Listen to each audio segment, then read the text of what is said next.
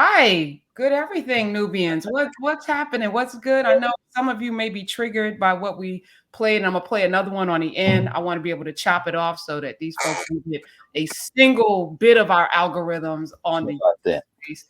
Well, good everything. Hey, Dr. Carr, how you doing? Hey, I'm fine, Professor Hunter. How are you this beautiful day? Good everything. I am awesome. And I see we are wearing our W.E.B. Du Bois this week was his Yeah, birthday. His birthday was this week. Yes. yeah. His birthday is the day for yesterday. Well, for those of you watching, it's on the 23rd of February every year. That's W.E.B. Du Bois's birthday. We figured we'd get him to help us, particularly from what we just saw.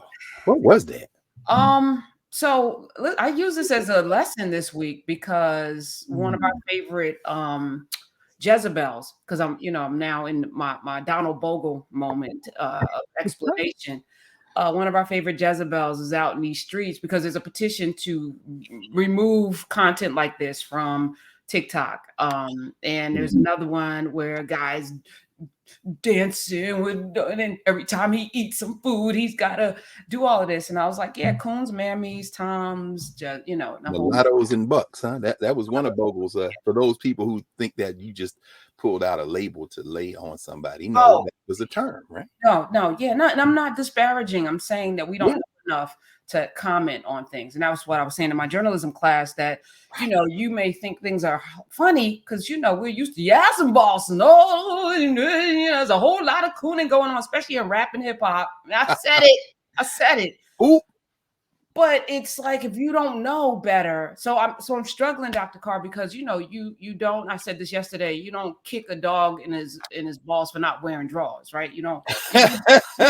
You know, your balls are out, dog. The dog that don't know. The dog don't know. dog don't know. So we have to do better in terms of like educating people with love, and I personally need to work on that because I get so frustrated that why don't we know these things? Why don't we look at this?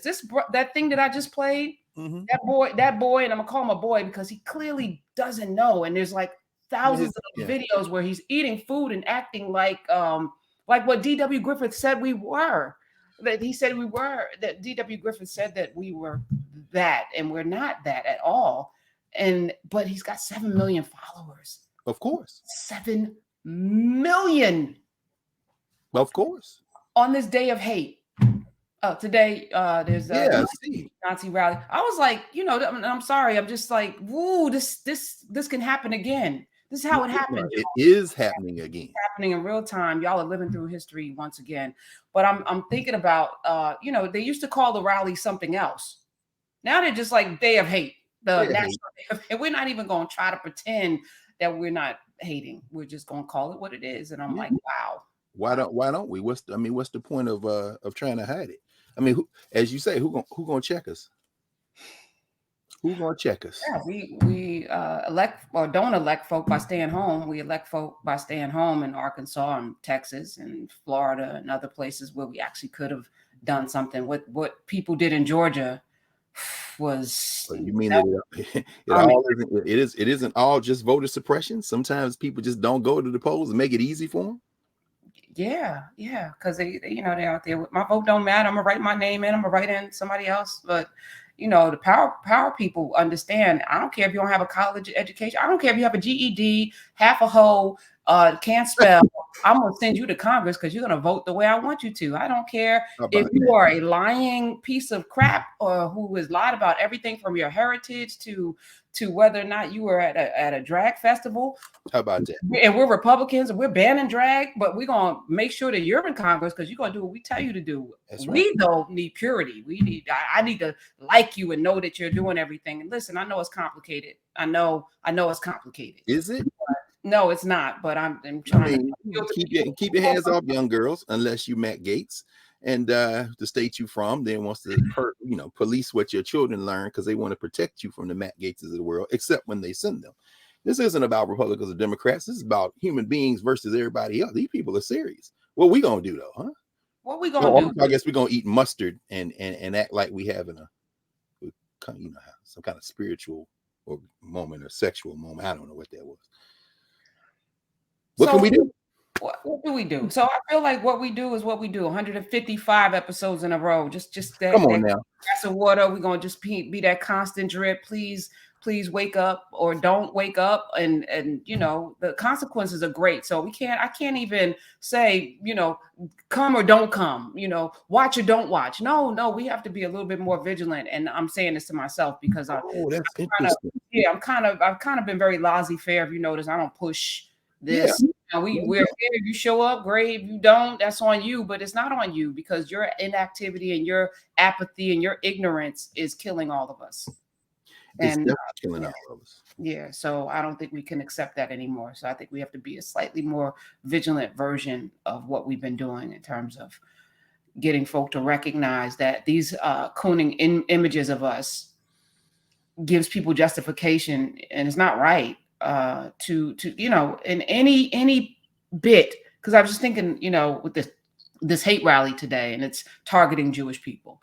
But again, the Nuremberg laws were fashioned after the Jim Crow laws. This is not like there's not a separation here. This eugenics project was fomented at Harvard. This is not, it's master race theory. All of that was in America first. And who was the target? So if the target moves, and before there was Nazi Germany, there was the Rhineland section, I think, of Germany, Germany, where World War One, formerly, soldiers, black soldiers, and German women. There was a whole section of mixed race babies. They started there, and before that was Africa that the Germans started their mass. Although they did get some pointers from their cousins across the Atlantic. James Whitman, Hitler's American Model, the United States in the Making of Nazi Race Law. Hold that up again for the people. Hitler's American Model, the United States in the Making of Nazi Race Law. James Whitman, they sent their people. As Whitman shows, Nuremberg laws were crafted in an atmosphere of considerable attention to the precedents American race laws had to offer. German praise for American practices, already found in Hitler's Mein Kampf, was continuous throughout the early 1930s, and most radical Nazi lawyers were eager advocates of the use of American models. But while Jim Crow segregation was one aspect of American law that appealed to Nazi radicals, it was not the most consequential one. Rather, both American citizenship and anti-miscegenation laws proved directly relevant to the two principal Nuremberg laws, the citizenship law and the blood law. Anyway. Yeah, so the Nazi. Wait, hold on. You just happened to just have that with among the. Back here, I talked about it before, and then one day I was moving some stuff, and I realized Whitman's book was right here on the shelf.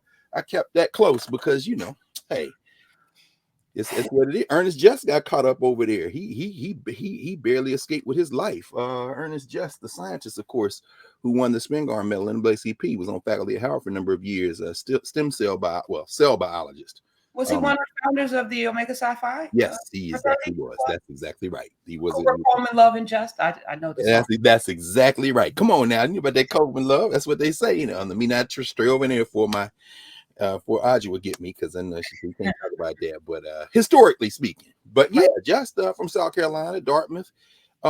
He got caught up just as the war was breaking out. What's the brother's name up at MIT? He may be retired now.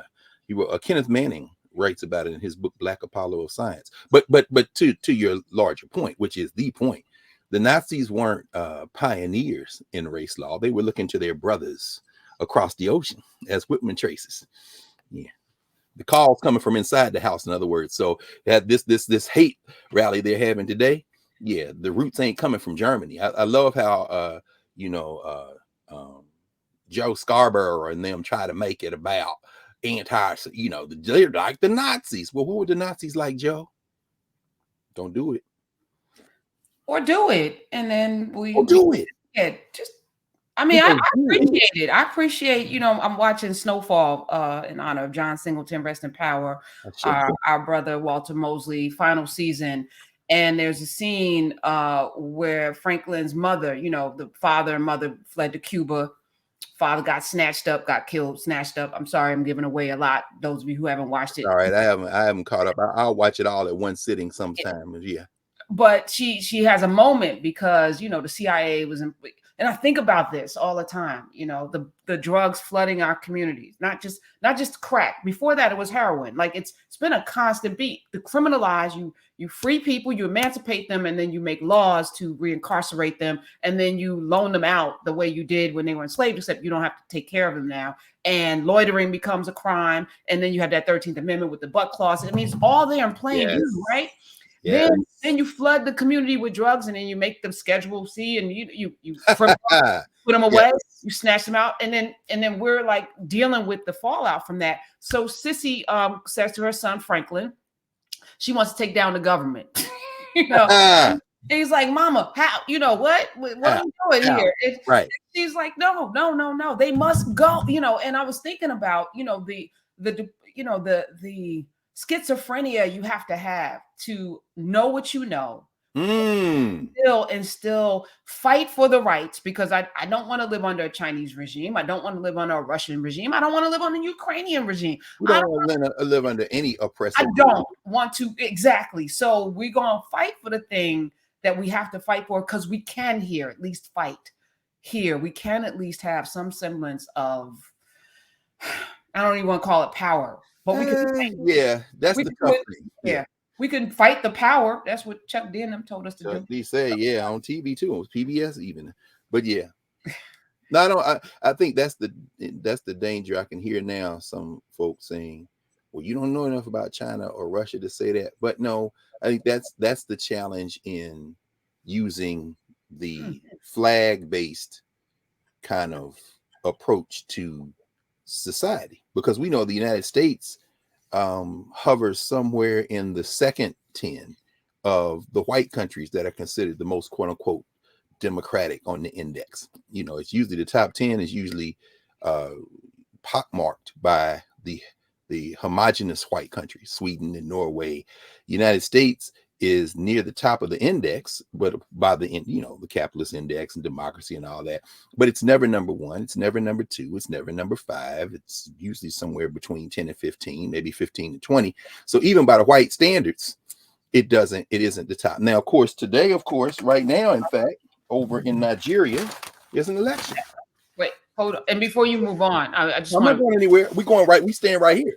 Oh, okay. All right. I wanted to say that you said homogenous, right? Yeah. America's the only country. You talk about China. Has there ever been a non-Chinese person or non-phenotypical Chinese person run the country? Well, I mean, and see, there's the challenge, because China isn't homogenous. It's not homogenous, but there's concentration camps right now, Muslims that are picking cotton and making the Uyghurs, the Uyghurs are being decimated. No one's really talking about it, because what do we know, right? What do we know? Well, I mean, we know about people in prison. As you said, you mentioned the 13th Amendment. Now, it isn't slave labor in the sense that China is being excoriated for human rights abuses, but next time you walk into Walmart and pick out some $3 for $5 draws, you might want to check where they came from. They could either have come from domestically, and there's a lot of slave labor in the prisons, unpaid labor, or they might have come from one of those countries that is constantly being excoriated for being anti-democratic, like, I don't know, Haiti, for example, where, shout out to the Clintons, as we always talk about them. They're making that money. So, I mean, China, human rights abuses are not exclusive to the countries that this government and its business owners stick on the lapel pins and then have us cheer and root for or against, like we watching a sporting event.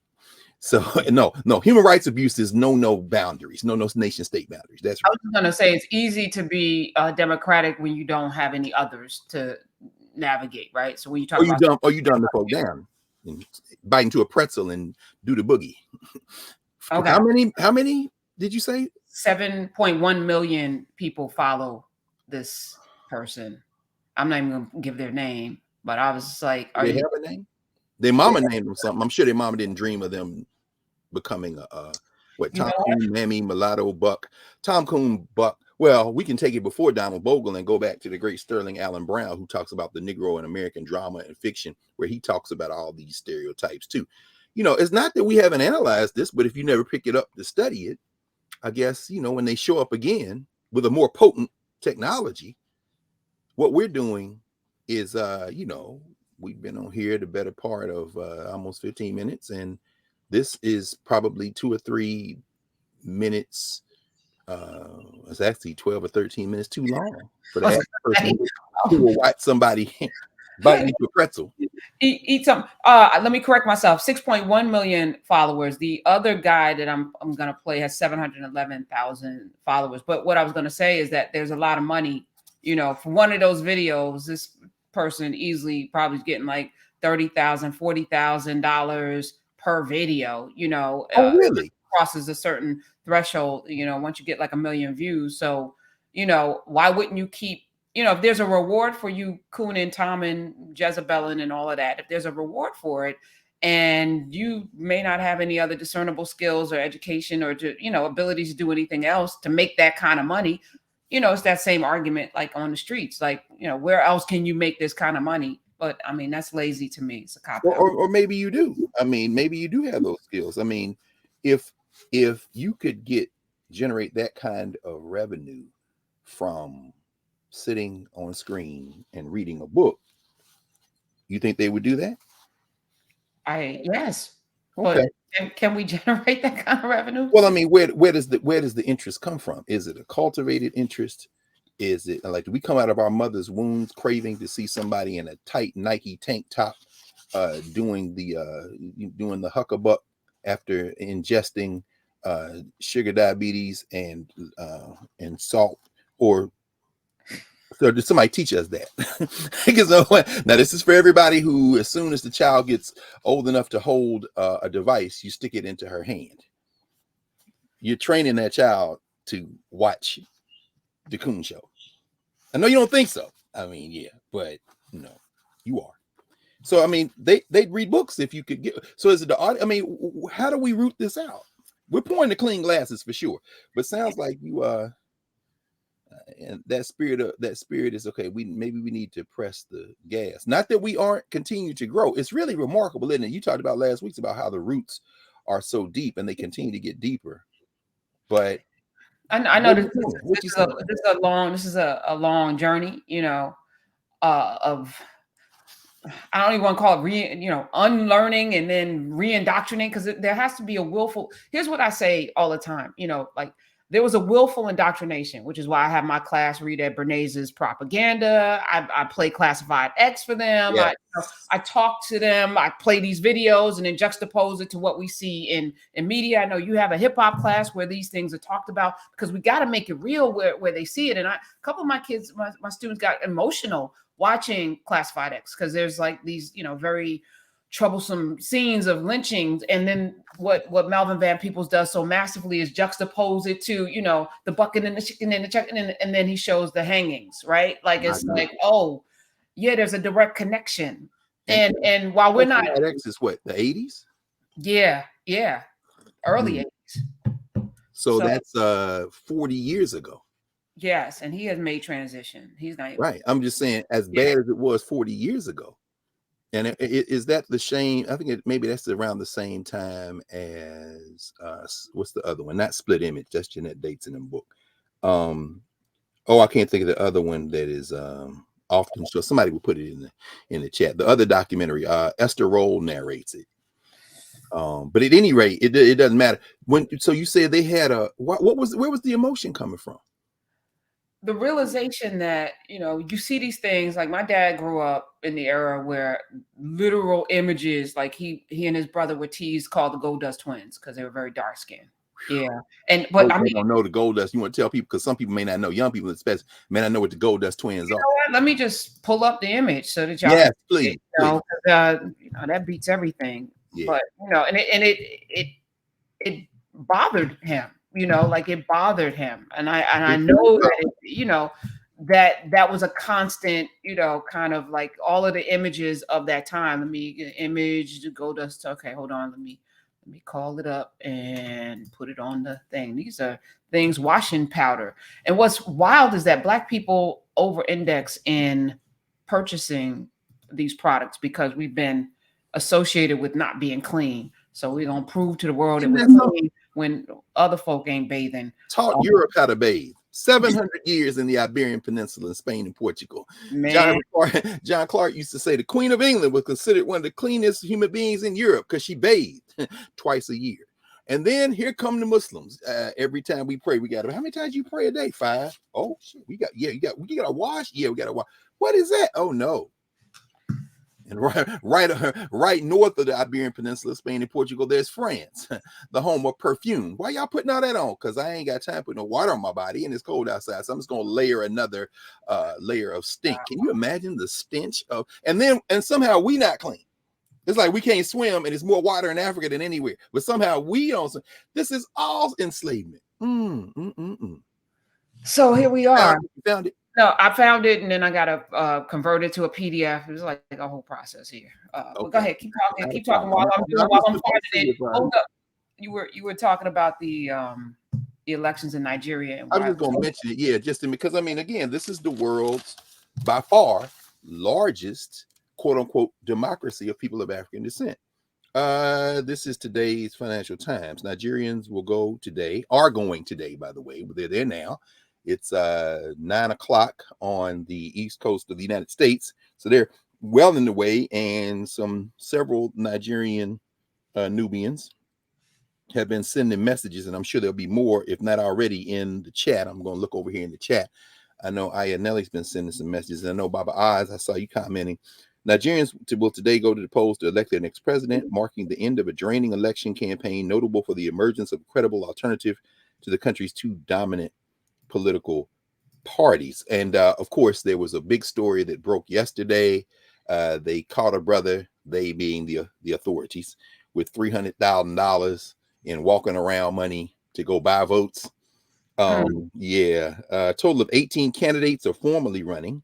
And by the way, y'all saw when the white nationalists who was with the stop woke against woke capitalism declared for the U.S. presidency. So there's a lot of people who run everywhere, although only 3 stand a realistic chance of winning. And of course, you've got Bola Tinubu, who is governor of Lagos. He was the governor for 8 years to 2007, and he is representing the All Progressives Congress. That's the ruling party. That's the party of the current president, Muhammadu Buhari. Buhari is term limited. And unlike the United States of America, he is going peacefully. It's not like you'll see the hillbilly horde attack Abuja, depending on who wins the election. And people talk about every time somebody mentions something about Black people being violent in elections, you need to run that tape of January 6, 2021. So you have in the United States, that is, so Bola Tinubu, and then Atiku Abubakar, who is a former vice president. He's run this dude to run president 6 times. This is his 6th. He's from the People's Democratic Party. But Peter Obi is the outsider. Obi. In fact, Obi has made a tour. He's been going a lot of places. He came to the U.S. He's been to the U.S. many times, but he came to D.C. a few months ago, last year. And actually, one of the places he stopped was on the campus of Howard University. They rented out the big auditorium, Crampton, and it was packed. Yeah, I had a lot of Nigerian students who were enrolled who went to see Obi speak. He's a businessman. He was a former governor of one of the states in Nigeria, and he is the Labour Party candidate. Let me see what Anu Adeoye writes from Lagos. Rarely since Nigeria returned to democracy in 1999 has there not been an incumbent or former military ruler on the presidential ballot, which analysts say presented an opportunity this time to elect a different type of leader.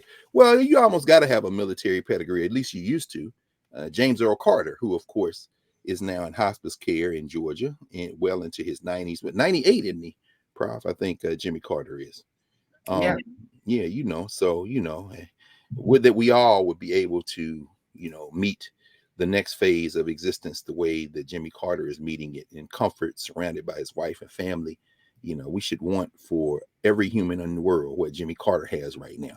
But Carter, of course, is an old military man, Navy, physicist, I think, nuclear physics, actually, I think was his background. So, I mean, when they start talking about military people and dictatorships and the problems in Africa, remind them of Dwight David Eisenhower, Franklin Delano Roosevelt, who was Secretary of the Navy. Remind them of George Washington, your father, not mine, or yours, Prof. But I assume there's some people in here who are the children. Buhari, military head of state for a period in the 80s, has stood in all but one of the 6 elections to date. casting a shadow over Nigeria's democracy. Whatever. Voters will also choose today 109 senators and 360 members for the lower house of representatives. The botched rollout of a newly redesigned currency notes and paralyzing fuel shortages have dominated news headlines in the weeks leading up to the votes. Yeah, I mean, they're always going to say that Nigeria, they're predicting by 2050, I think it's the predictions I've seen consistently, they're going to be 440 million people in Nigeria. The vast majority of them in their 20s or younger. I want you to pause and think about that for a minute. That's 100 million more people than are in the United States right now. So we're not talking small. And of course, the American Negro, particularly those descendants of slaves who are just hell-bent and determined to somehow stitch that damn American flag into their soul, are, as far as I'm concerned, adjacent to the Negro pouring mustard on pretzel and bucking and dancing. It's the same thing. You got to understand, if you don't overflow the boundaries of these countries, you're going to have a problem. Now, wherever we live is only enhanced by linking hands with those who are struggling. And right now in Nigeria, they're trying to move a different way. Tinubu, 70 years old. Abubakar is 76 years old. Obi is 61. So that's one of the things that they are saying counts in his favor. And I won't go any further. I just say that, since this is a global classroom and it continues to grow, again, I'm not stunned. I'm very much encouraged, and I know you are, Prof, and all of us are, as to the sheer number of people who join from every week and who are continuing to be here.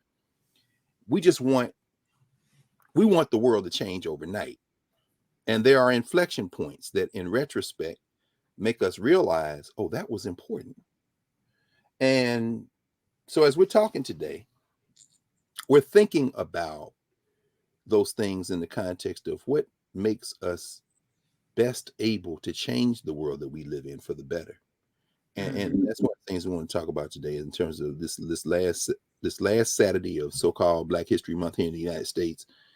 As we said at the beginning of the month, the beginning of the first Saturday of the month, we're looking at curriculum, we're looking at education.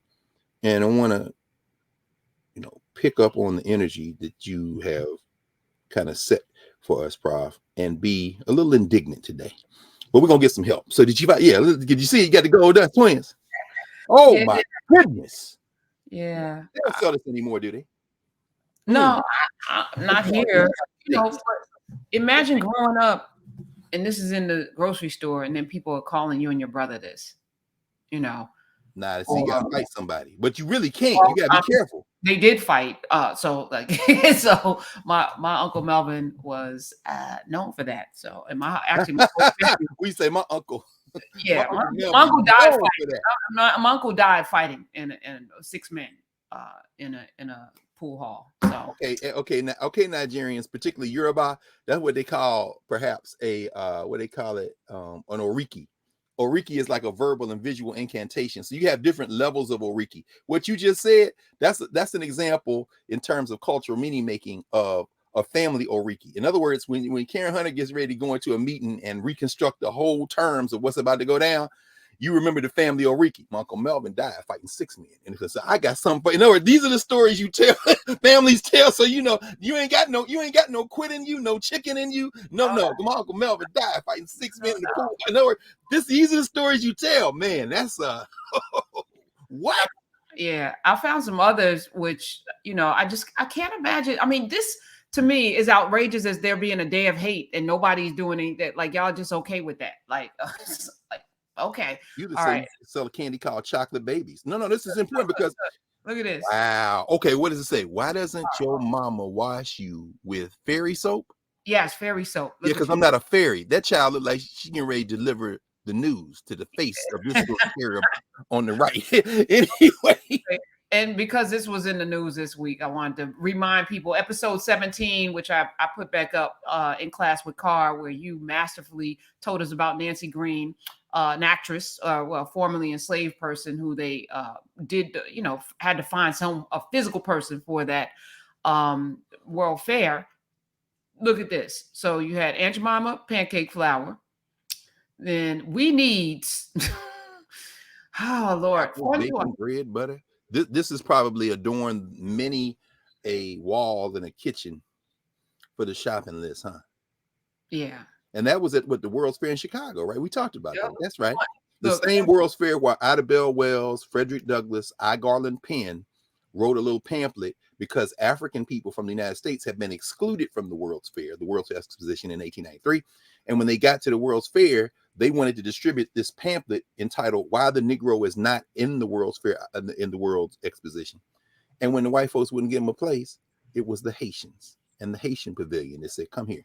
Meanwhile, this sister is at another part of the World's Fair. They did have her here under a big sign. "I's here, honey, flipping them cakes." Now, am I right to? Did I hear this correctly? The family is. This is years ago. We had a conversation about the family. That's what I know. That's what I'm saying. I'm listening. Yeah, I heard you. Yeah. That's old news. You handled it. You handled it. But again, most of who misses this box? Ben Stein. You know his Ben Stein. problematic self. And they're tweaking. Wait, Stein. That's a Jewish name, right? Probably. So let's say that perhaps if it is or isn't, certainly somebody who has a memory would not want to have any group dehumanized, because he knows the next step is the trains and the gas chambers. Unless you don't remember, or unless you think it's not you. Unless you think it's not you. Oh, come on, Prof. That's the word today. Unless you think it's not you. You know, the Third Reich was brought in through elections that were funded by people who didn't believe that people would actually follow through when they said they had a final solution. Absolutely. Well, that's them. It's not. You're not going to do that to me. I'm fun. I'm bucking for you. I'm making money for you. I'm bucking for you, no question.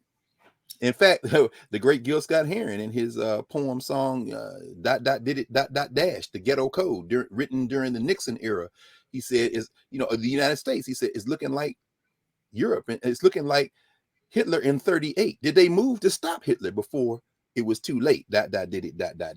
Damned if I know. In other words, it don't start. You're absolutely right. It creeps. That's why they call it creeping socialism, creeping Nazism. You think the thing is a small thing. It's a little rally here.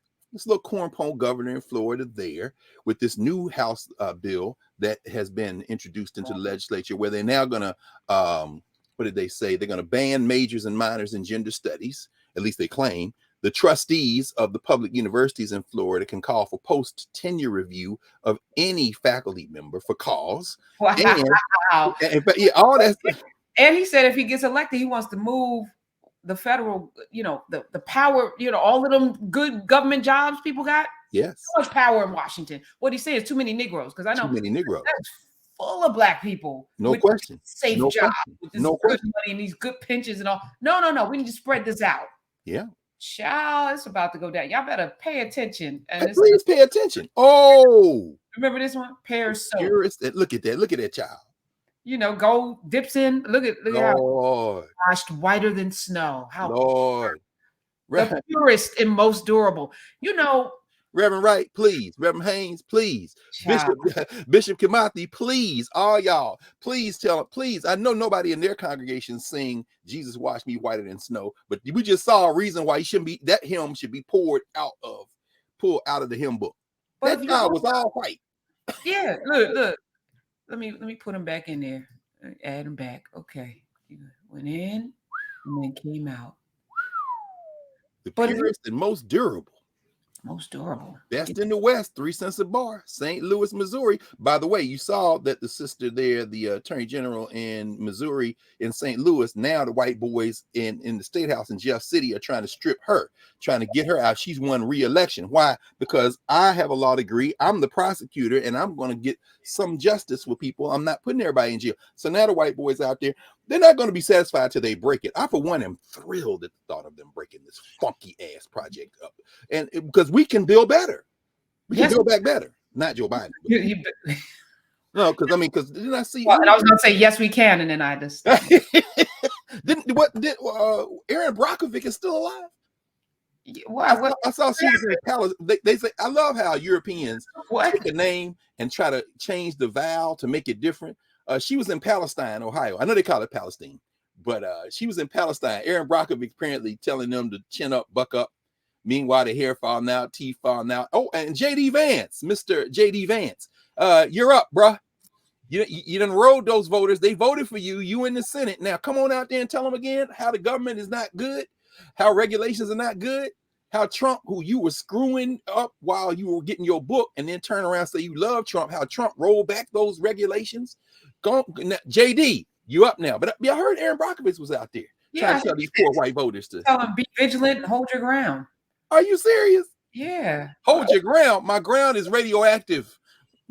Meanwhile, black people in Africatown in Alabama and every hazardous waste dump, Robert Bullitt been writing about this from years from Atlanta University, environmental racism, are saying, oh, do you get it now? Do you get how your whiteness is going to cost you your life? Because you've been killing us all along. What they used to call Cleveland the mistake on the lake, because they had so many chemicals in Lake Erie on the shore. So, it's like, I mean, and remember when was it? It was Lake Erie, wasn't it? It was on fire that time. Yeah. The chemicals of that. But I guess now maybe probably you think they will change. Is there any amount of pain that will force them to give up their No, there isn't. Which is why, the begging and the pleading to find some common ground and can we just get along and none of that language. We just got to put our heads down and build the world we want to live in and not ask for assistance. And when it's good, first of all, build a defense system around it, because folk don't like to see progress. They want to destroy it when they see, oh wait, everything's good over there, let's go blow it up. Nope, come on, you buck. No, that won't happen. But once that happens, then it's like, it's like anything. Bandwagons are real, and if you keep good, eventually people are going to be tired of having missing teeth and, radiation and cancer and all of the things that happen, and keep voting for people who don't, care about you, and going out to rallies, fighting against folk that ain't bothering you at all. The notion that such a small percentage of the population is ruining the country. Like Germany, 1% of the population, you mad at all of the 1%. You're telling me Jewish people are that powerful that 1% of them is the reason why you can't buy bread? Them same people watching that video of them Negroes dancing over a bite are also watching other YouTube videos of people ranting who would say exactly that. And some of those people look like us. It is remarkable. I mean, two DuBois quotes come to mind on this 2 days after his birthday. One, he said, if we could count on the cooperation of the white working classes, nothing could stop the advance of both. We cannot count upon that. DuBois said, the masses of the white workers are our deliberate enemies. He said that 1923. And then maybe 10 to 15 years before that, in a book he wrote called The Quest of the Silver Fleece, which was a novel, DuBois, the silver fleece being cotton. DuBois used his novels to tell historical truths. He just put them in novel form. But he said, but if the time spent cajoling fools were used in convincing the honest and upright, think how much we would gain. And that's what we're doing. I mean, we spend all this time. No. Let's just keep pouring this clean glass of water. Let's turn up the volume a little bit. Let's remain consistent. And DuBois said that too. He said, I'm not worried about being consistent. What I'm worried about is the truth. Because the truth will keep you consistent. He changed his mind many times. So I hate to see, okay, let's think about this probably a little bit. Just because again, this is the point of entry. Here we are, the last Saturday of so-called Negro History Month, Black History Month. Start saying Negro History Week, Black History Month in the United States. A short time when we look and survey of what we've learned the whole year, and then gear up for the next year, because next Saturday we just plunge right back into it. And those of you who are new to Nubia, knowing that Monday night we're now about to enter framing question 6. We have for our reading, we're going to finish up in Ngugi wa Thiong'o, Something Torn and New, the last 2 chapters of that book. But so that's for this coming up Monday, and then we enter March next week. But as we kind of wind up here in February, the last Saturday of February, Prof, the question keeps coming back around to how we slow down and really center ourselves in ways that can help us not only transform ourselves, but expand that so we can transform the society. Does it feel like we've been saying this for 3 years now, but that things are getting worse in terms of these kind of brazen, open hatreds? Seems like it may be. Can't hear you. I process this, I don't want to be the person that's saying the sky is falling, you know, Mhm. but the The sky has sky is gonna be fallen. fine. Right. It has fallen in terms of like what we think of, the pie in the sky optimism that so many of us have, or, it's worse from the sense that I feel like there's not enough of us who understand what's at stake here. And because you get up every day, you go to work, you pay your bills, or you don't, or, the sun comes out tomorrow, that it's not, like you said, it's not urgent until it is, right? And that's how it comes really fast once the slow roast happens. Like that frog being boiled 1 degree at a time. At one point it's cooked. How about that? So, what stage are we in this pot that is being turned up 1 degree at a time? At one point it gets cooked. At one point it gets cooked. Do you want to wait for that, or you want to jump out of this pot? And I'm like, come on out of the pot. Let's get out of the pot. Let's get out of the pot, because it's boiling, It's and you boiling. will be cooked in it. So yeah, I mean, we have a bunch of stuff happening at the same time. The environment, it was 80 degrees, I think, in Virginia, North Carolina. 80 degrees in DC on Thursday, and most of my students were outside at something they call a darty. I did not know what a darty was until I came to Howard. A Oh, darty is a day party. day party. There's more often than not liquor involved. There are very few clothes involved. I saw my students in various stages of undress that I'm sure their parents would not have approved of. But I mean, I'm trying not to be judgmental because I was young too, although I don't ever remember not having that many clothes on. My hip hop class has about 65 students. I would say there may have been 20 there. Oh They were wow. all outside, which again, as someone who, like you, has spent the vast majority of my life, the last 3 years, sitting right here and very happy to do it, it caused me to think about the prospects of just maybe staying in virtually and just recording some lectures and going on, because after all, that is now the periphery of the work. This is the center of the work, and I'm grateful for that, deeply grateful for that. So yeah, it was 80 degrees. And Yeah. So we have something we can't control happening, right? Mhm. Then you have the man-made situations like in Ohio, Mississippi, Flint, Michigan. You have the man-made water crises and all of the things that are happening. In addition to which, I think the climate is man-made as well. Of course. And then you have this political climate. You have this political climate, and I don't want to call it racial. This power climate where Right. Powerless people are duped into feeling like somebody else is the reason why they're not doing better in their lives, and that there's an attack on white men in the corporate world. There's now diversity and equity in reverse. A lot of diversity and equity and inclusion. People are being fired, right? There's a whole thing that George Floyd's window has closed. Yeah, there's a lot of things going on at the same exact time, and we still have to find a way to fix this thing because and we can, and we will. We can, and your children, grandchildren, whatever, deserve to have a world that they can live in freely and not have to, worry about their lives, and we should be educated. So we're gonna keep fighting. We're gonna keep doing. We're gonna keep fighting, and we have to recognize, you're right, that the social structure we live in is the reason for a great deal of the way we attack these problems. How we think about them as individuals, how we think about them as community. And I was mentioning, we were talking yesterday, I was telling you about a book that we're reading called Stolen Focus, Why You Can't Pay Attention and How to Think Deeply Again. This guy, Jonathan Hari, I'm typically not one who reads a lot of these kind of books, but after I read the first part of it, I said, let me take this book home.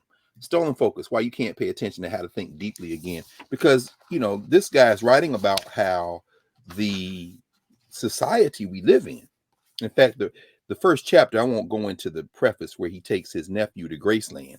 And because his nephew has been obsessed with Elvis since he was a little boy. And finally, as a teenager, he takes him there. And the boy spends the whole time looking into his phone, including while standing in a room that apparently has a virtual app where you can be in the room if you're not physically in the room, and everybody in the room but Harry is looking at their phone and got the virtual headset on, looking around. He's telling them, take off the virtual headset. You're literally in the room. But in first chapter, cause 1, the increase in speed, switching, and filtering, he makes the point that, in fact, let me just read this very quickly. He says, as a first step, these scientists drew up a list of sources of information that they could analyze. The first and most obvious was Twitter. The site was launched in 2006 and soon began this work in 2014. So there were 8 years of data to draw on. He goes on, he says, what they found is that in 2013, a topic will remain in the top 50 most discussed subjects for 17 and a half hours. By 2016, that had dropped to 11.9 hours. This suggested that together on that site, we were focusing on any one thing for ever shorter periods of time. He starts talking about attention spans then. And he says that there are two things going on. There's so much more information now than in previous eras in world history. He says in 1986, if you added up all the information being blasted at the average human being, TV, radio, reading, around the same time Mario Van Peebles makes that documentary we were talking about, it amounted to 40 newspapers worth of information every day. By 2007, they found that it had risen to the equivalent of 174 newspapers per day. And then the increase in volume of volume of information makes it almost impossible to keep up. But then he gets into how this impacts attention span. He started talking about how, speed makes us anxious, makes us feel, like we're missing something. What do they call it, Prof? Is it FOMO? Fear of missing out, I think. Yes, that is the thing, right? Yeah, FOMO, right? And then, but then he starts getting into the amount of time that we pay attention to any one thing. And typically I write all in my books. And now I started writing in books like this because these are those cheap books and I'm not really concerned about them. But I'm trying to see if I can find it. If not, I will. Yeah. Now I remember what he said. He said the average adult, meaning someone who remembers a time before this. In fact, the front page of the Financial Times on Thursday had a little graphic where it talked about teenagers. And it said that the average United States teenager in the United States of America spends some time daily on YouTube. So he said over almost 80% of all teenagers spend some time every day on YouTube, followed by, I think it was Snapchat, then Instagram. And I thought it was interesting. I asked my students, is it Snapchat? Y'all still do Snapchat? I mean, I'm not keeping up. But what Hari says, Hari says, is that the attention span of the average adult who remembers before 2006 on any one subject before we just drift is between 2 and 3 minutes. He says the same attention span for a young person who doesn't remember the time before all this social media stuff, Facebook and Instagram, and Facebook was down the list, by the way, YouTube, the average attention span is less than a minute. In fact, maybe like 30 seconds.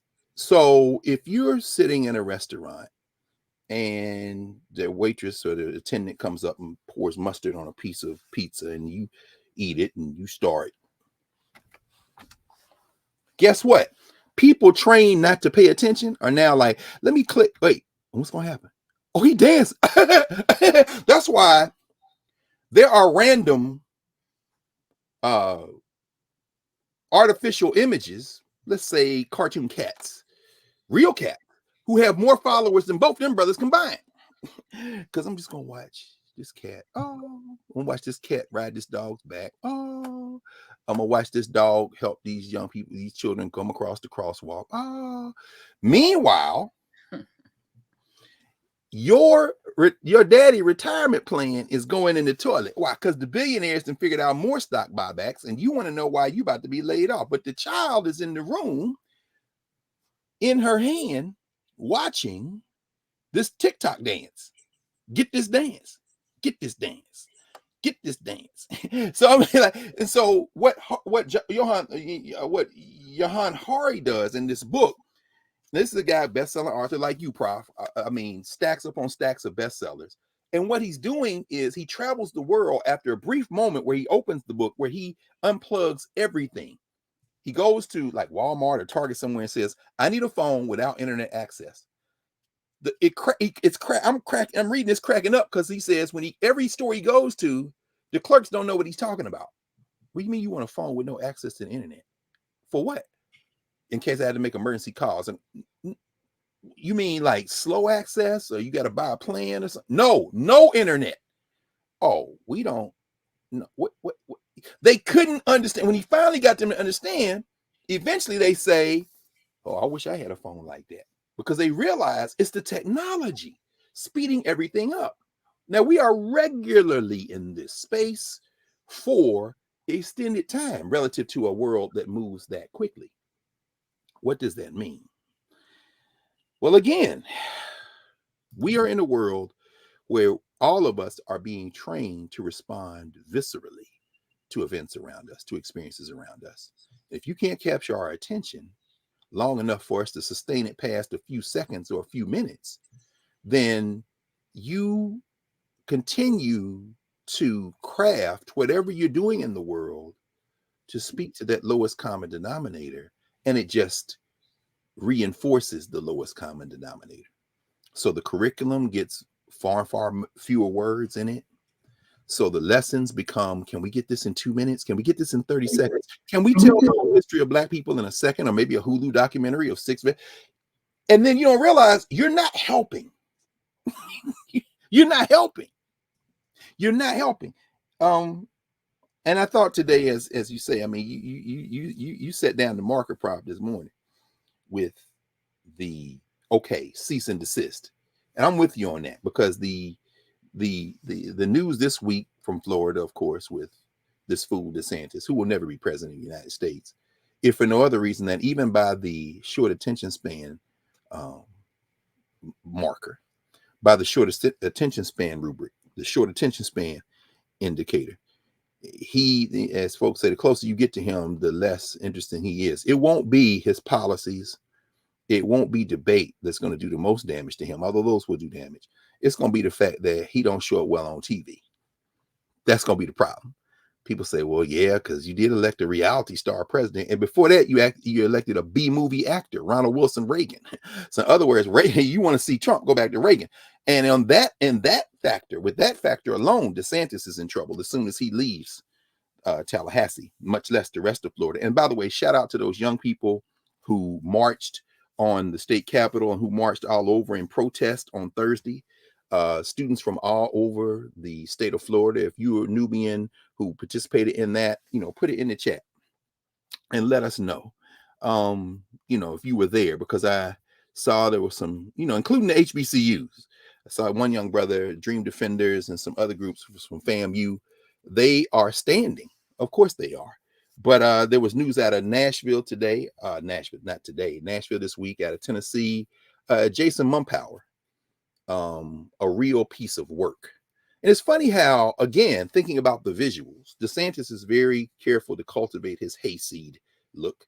And there's another Trump supporter, and by Trump supporter, I mean like literal Trump advocate, named Jason Mumpower, who's the state comptroller in the state of Tennessee, who released a report this week, 80-plus page report, I think 83-page report. I started reading it, saying that Tennessee State University has not managed its budget well, its finances well.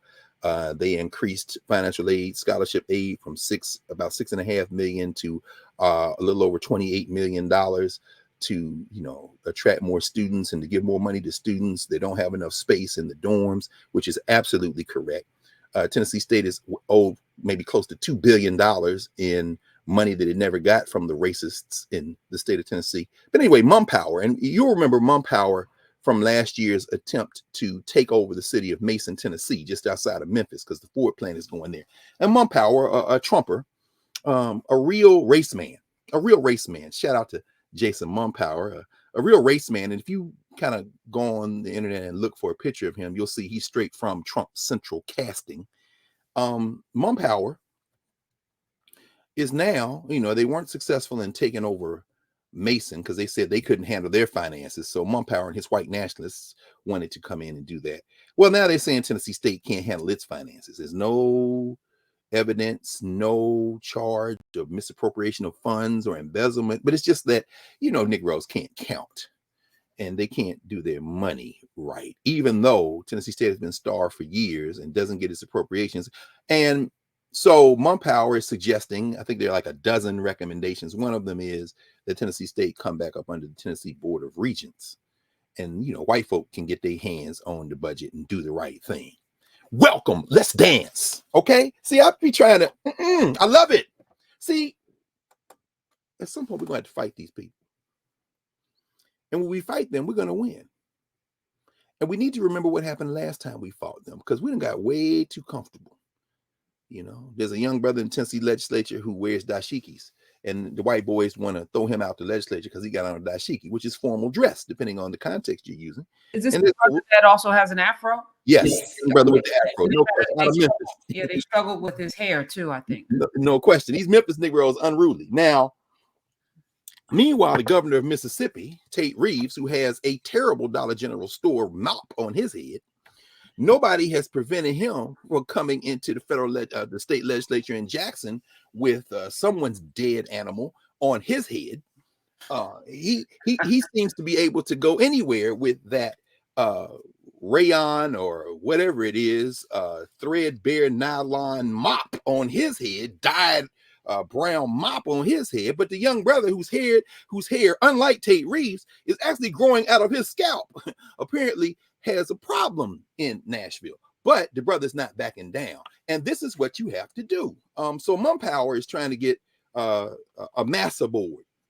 Now, those of us like myself who are old enough to remember when Tennessee State was under the State Board of Regents, it was under the Regents when I was an undergrad. In fact, we took a bus to East Tennessee to try to stop the State Board of Regents, took a bunch of students up there, I was student body president that year, to tell them to not make the chancellor of the State Board of Regents, Thomas Garland was his name. There's a man with a high school education, nothing wrong with that. That's a beautiful thing.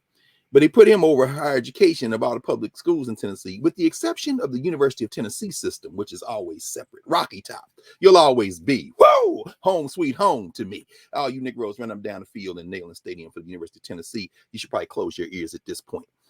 Because as far as I'm concerned, in many ways, you are just one step removed from the brother we saw eating and dancing in the TikTok video. And I'm sorry to say that about young people, but at some point now, we got to draw the line. So if you're a young person and you're offended, don't get mad. As John Clark used to say, get smart. It's time to study. We're going to bring DuBois back in on that in a moment, too. So the University of Tennessee system stays separate from the Tennessee Board of Regents system. And they had something called the Tennessee Higher Education Commission and all this other thing. You got all these little operating things. The whole notion, though, is Tennessee State is the only public HBCU in the country. There's Lemoyne-Owen, there's Bishop Isaac Lane College in West Tennessee, but those are private schools. But Knoxville College in East Tennessee, which is still open and really making a comeback. Shout out to Knoxville College. But Tennessee State is the public school. And I'm going to tie this together in a second with what happened with my law students. Shout out to my law students at Howard University School of Law. We had a class. We have class every Wednesday night. But this Wednesday, we looked at education. And it really set the tone. And I told them, set the tone for what we're going to do today as we close out Black History Month on Saturday. I'll tie this together in a second. But I'll mention how this plays with what I'm going to talk about in a minute. I'll mention that now. I think it was 1967 and 1968. Rita Sanders Geyer was a plaintiff, and she was a student in Tennessee who represented the interest of Black students in Tennessee who said, you're shortchanging Tennessee State of its money. Now, this is a common theme. This is a common theme, particularly after the passage of the Civil Rights Act of 1964, Title VI of the Civil Rights Act of 1964, which, of course, is supposed to extend the 14th Amendment, equal protection under law, which means you got a dual system of higher education in the South. Jackson State doesn't get the money Ole Miss gets. Tennessee State doesn't get the money University of Tennessee gets, or this new Middle Tennessee State University that they created. In Alabama State and Alabama A&M don't get the money of the University of Alabama in Tuscaloosa. In Texas, Prairie View does not get the money of Texas A&M, and so forth and so on. Alcorn didn't get the money of Mississippi State and so forth. So the Geyer went to court and sued. Ultimately, that case, Geyer versus whatever governor was in place at the time. At the time I was in school, it was Lamar Alexander. Geyer versus Alexander at that point. The case and the cases that kind of fall in that vein. In Mississippi, it was the Ayers case, Ayers versus Fordyce. Shout out to the great Alvin Chambers and the lawyers there who argued those cases. In Maryland, there was a similar case. You saw the settlement that Larry Hogan finally had to buck up because the Black legislators, voting does matter, by the way, many of them graduates of historically Black schools in public schools in Maryland, Bowie State University, University of Maryland Eastern Shore, Morgan State University, the national treasure as it calls itself, and of course Coppin State University. Those schools Many of their graduates are in the legislature in Maryland, the House of Delegates and so forth. So they were able to push Hogan, and they got almost $600 million to be distributed over 10 years. Well, that's in the vein of the Geyer case. So what happened was ultimately that case fell under supervision of a federal judge in Nashville named Thomas Wiseman, who he got the parties to enter into a stipulation of settlement. And I don't want to get too deep into the weeds on this legal stuff, but I'm going to mention one thing that is important to understand about this as well. In the 1970s, 1979, in fact, Tennessee State merged with the University of Tennessee, Nashville. Oh, University of Tennessee? I thought it was in Knoxville. It is in Knoxville. This is what the white boys did. Again, Jason Mumpower. If somebody should send you this clip, look at me, bro. Let's dance. Because the people who came before you, they danced and their ankles broke off. Because in 1979, at the University of Tennessee at Nashville, built a little campus in downtown Nashville, because rather than go to school with N-words in North Nashville up Jefferson Street, in a stretch that has been vital to our people in this funky settler state called United States of America, Fisk University across the street, Meharry Medical College, and then up the street from them, Tennessee State, Tennessee A&I. Rather than go to school with them Negroes, these white boys funded something called the University of Tennessee at Nashville. And then they were going to build that into the public institution in the state, in the city of Nashville, which of course is the state capital. That's why Florida A&M is in Tallahassee. That's where Jackson State is in Jackson. But they want those places now. Well, they said, we'll just build a university there. What about Tennessee State? No, we're not going to school with y'all. Separate. Well, 1979, the courts forced the two schools to merge, and the University of Tennessee, Nashville took over Tennessee State University. Oh, wait, no, it didn't. No, it didn't.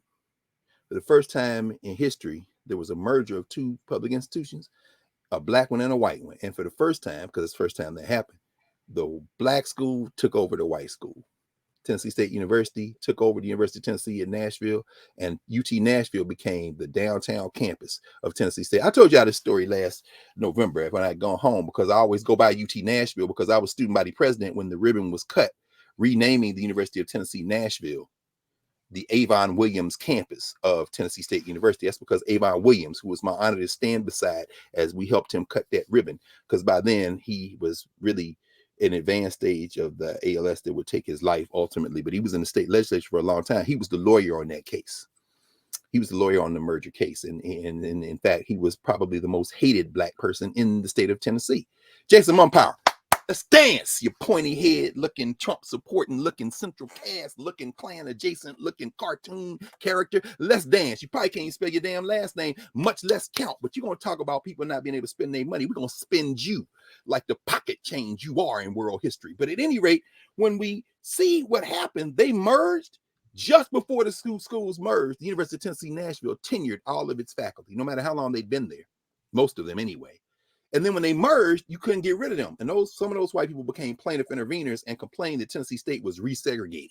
What does that mean? Well, that means that, we seeing the enrollment of white students go down. Well, it's merged. Y'all can stay here. No, I'm not going to school with no N-words. Okay, so what you want us to do about that? No. Then they said they were playing black schools, Grambling and Florida A&M. Tennessee State was an independent in athletics. It's like the Notre Dame of HBCUs. I hate to make that comparison, but it helps people quickly make the connection. They didn't play in a conference. Tennessee State had the best winning percentage in the history of college football. We play Grambling from SWAC, Jackson State from SWAC, might play Florida A&M from then the Mid-Eastern Atlantic Conference, MEAC, may play Howard, may play Morgan State, play whoever we want. Well, the judge and them banging on Tennessee State, ultimately Tennessee State makes the decision to join the Ohio Valley Conference. Now, I know some people think that the white conferences are better than the black conferences. Shout out to Hampton, shout out to North Carolina A&T, both of whom have left the MEAC and going into white conferences, following Tennessee State's model, which ain't no model to follow at all. But in order to do that, they had to get rid of any leadership at Tennessee State that would stay black. And that leader was in the form of a brother who just made transition last year, the great Frederick Humphreys, who was a Florida A&M graduate, who left Tennessee State my sophomore year and went back to FAM to lead Florida A&M, where he fought with the Florida legislature, worked with the Florida legislature as well, and was able to continue to grow Florida A&M. Well, when he was president of Tennessee State was under the Board of Regents, and he fought them like hell. And the board sent a white boy named Ron Dixon, Lord, I'm remembering all this like it was yesterday now, to Tennessee State to become the vice president of financial affairs. And it was this big controversy when we were in school because Dixon had sent around a little cartoon, and some of y'all know this little saying, you know, what's that saying that they like to talk about, draining the swamp? Trump talked about draining the swamp from this saying that, you know, when you enter a swamp, you know, you shouldn't be fighting the alligators. You should be trying to drain the swamp. Your first objective is to drain the swamp. Well, Dixon had sent that cartoon around, and then it got out. When we found out as students, we were like, bet we can't get rid of Ron Dixon. But every one of these white boys that came from the University of Tennessee, Nashville, who are now on this faculty, who are plaintiff interveners talking about we too black, boycott their classes. Oh, they were mad at us. Let me tell you something. Every student, please understand the power of students. Please understand the power of students. Because H. Coleman McGinnis, who is dead now, and there's a bunch of them. I'm even gonna name these white boys. Boy, they were mad. They were in the newspapers. They were in the Tennessean and the Nashville Banner, these students. And we was like, let's dance. Let's dance. David Bowie. Anyway, I saw Bowie's collection, in fact, has just been donated. Anyway, story for another day. The point is that let's dance. See, this is the thing about white supremacists. They strong as hell till you punch them in the face. Then they start crying. Shout out to Marjorie Taylor Greene. Want to secede. Baby, you can secede. You can secede. You can take your strong, proud jaw and secede. Now, when you find out that Georgia is in fact not a red state, but some red counties with one person apiece in them, and Atlanta and Savannah and Augusta is where the money is and the power is, now you're going to have a problem. Guess what? Because your red state going to look a whole lot funnier to you when you're sitting up at your exercise place after you've divorced your partner and sitting around trying to figure out what happened to your life. You break it up and see what happens. Anyway, I'm sorry, y'all. So the point is this. In Tennessee, Jason Mumpower is trying to get his hands on Tennessee State's money, and the recommendation he made is to put them under the Board of Regents so you can get at the money. Hey, boy, let's dance. We was under the Regents before. You think that scares us? It excites me. I think because at some point, we're going to have to fight these people, and you're going to take away every other avenue except fighting. And when that happens, you're going to stick your finger on the side of your mouth like a white Urkel, like, did I do that? Yeah. And at that point, you're going to realize that the tipping point was you pressed on too many buttons. Same thing in Virginia with Ralph Northern. We saw that. He's just called for a review of the AP African American History course. We're working our way back now to the Saturday theme that we're wrapping up today. All this stuff is going on. Let's review this class. Let's review this class. Let's dance, Northern. Let's dance, Ralph, in Virginia. Let's dance in Texas. Let's dance in Florida, because you all are going to push it until you break it. Now, that is some of the stuff that's going on in the week since we've been together. But all of those things are peripheral to the mission that we have.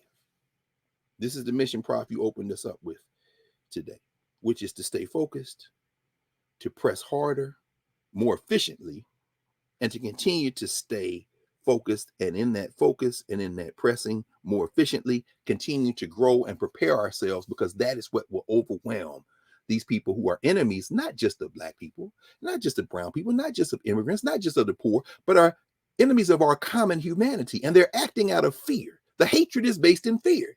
You will not replace us. Jews will not replace us. What are you talking about? What are you talking about being replaced? It's a feeling. In fact, to quote from Boston, it's more than a feeling, because there is also a material interest at play, which is why DuBois is creeping back into the conversation as white nationalism forces us to have to fight. This is W.E.B. Du Bois writing about, I'll come to education in a minute. Du Bois is writing and talking about the nature of the world we live in. And in fact, let me start from the end. I'm gonna start from the end, y'all, because again, I don't know that Dr. Du Bois and I would have liked each other, because I'm kind of working class Negro, and you know, Du Bois loved black people, but sometimes I think sometimes it was in the abstract or a certain class. I mean, that's what David Leonard Lewis says, and I don't know that he wouldn't have. I mean, I think Du Bois had a respect for all of our humanity, regardless of where we're from in the world. But there's also a kind of elitism that comes from years of single-minded focus.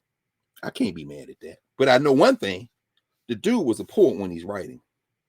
Let's talk about this. This is what Du Bois says. This is in the autobiography of W.E.B. Du Bois. He took this with him to Ghana when he left. And by the way, I should quote W.E.B. Du Bois on Ghana while I'm thinking about it. Let me see. I thought I pulled up the letter. I tweeted this out earlier this week, and somebody asked me for the source. And here's the source. Du Bois, Shirley Graham Du Bois. And if you want to read a great book, read the autobiography of W.E. Du Bois and read this one as well. This is Shirley Graham Du Bois's His Day is Marching On, a memoir of W.E.B. Du Bois. It's more than a memoir of Dr. Du Bois. It's her memoir too. There's Shirley Graham. I love Shirley Graham. I wish I could have spent some time with Shirley Graham. It's a blessing to know some people who did. I mean, just you talk about a fighter. But at any rate, in 1961, the Du Boises left for Ghana. This is a letter that W.E.B. Du Bois wrote to a family friend, a friend of he and Shirley's, Grace Goins, who lived in Wilmington, Delaware. This is from September the 13th, 1961. Ms. Grace Goins, 501 East 10th Street, Wilmington, Delaware. Dear Grace, your letter of September the 7th makes me so mad that I hasten to reply. It's September 1961. So Du Bois is getting ready to leave. Let's listen to what Du Bois writes her. He says, I just cannot take any more of this country's treatment. We leave for Ghana October 5th, and I set no date for return. If I were you, I'd try to buy nothing more, but save and in time leave. Du Bois writes, we have been lucky. We have sold our house at a good price after 10 years among nice folk. They were living in Brooklyn at the time. We're through. This is the sentence. We're through, period. We're through, period. Du Bois goes on and says, how gladly I remember these lovely days at 409 at 409, meaning where they live. I think it was 409 Edgecroft in Brooklyn, if I remember correctly. Next sentence, my favorite sentence in the short letter. It's only 3 paragraphs. This is paragraph 2. Let me just start again with paragraph 2. We have been lucky. We have sold our house at a good price after 10 years among nice folk. We're through.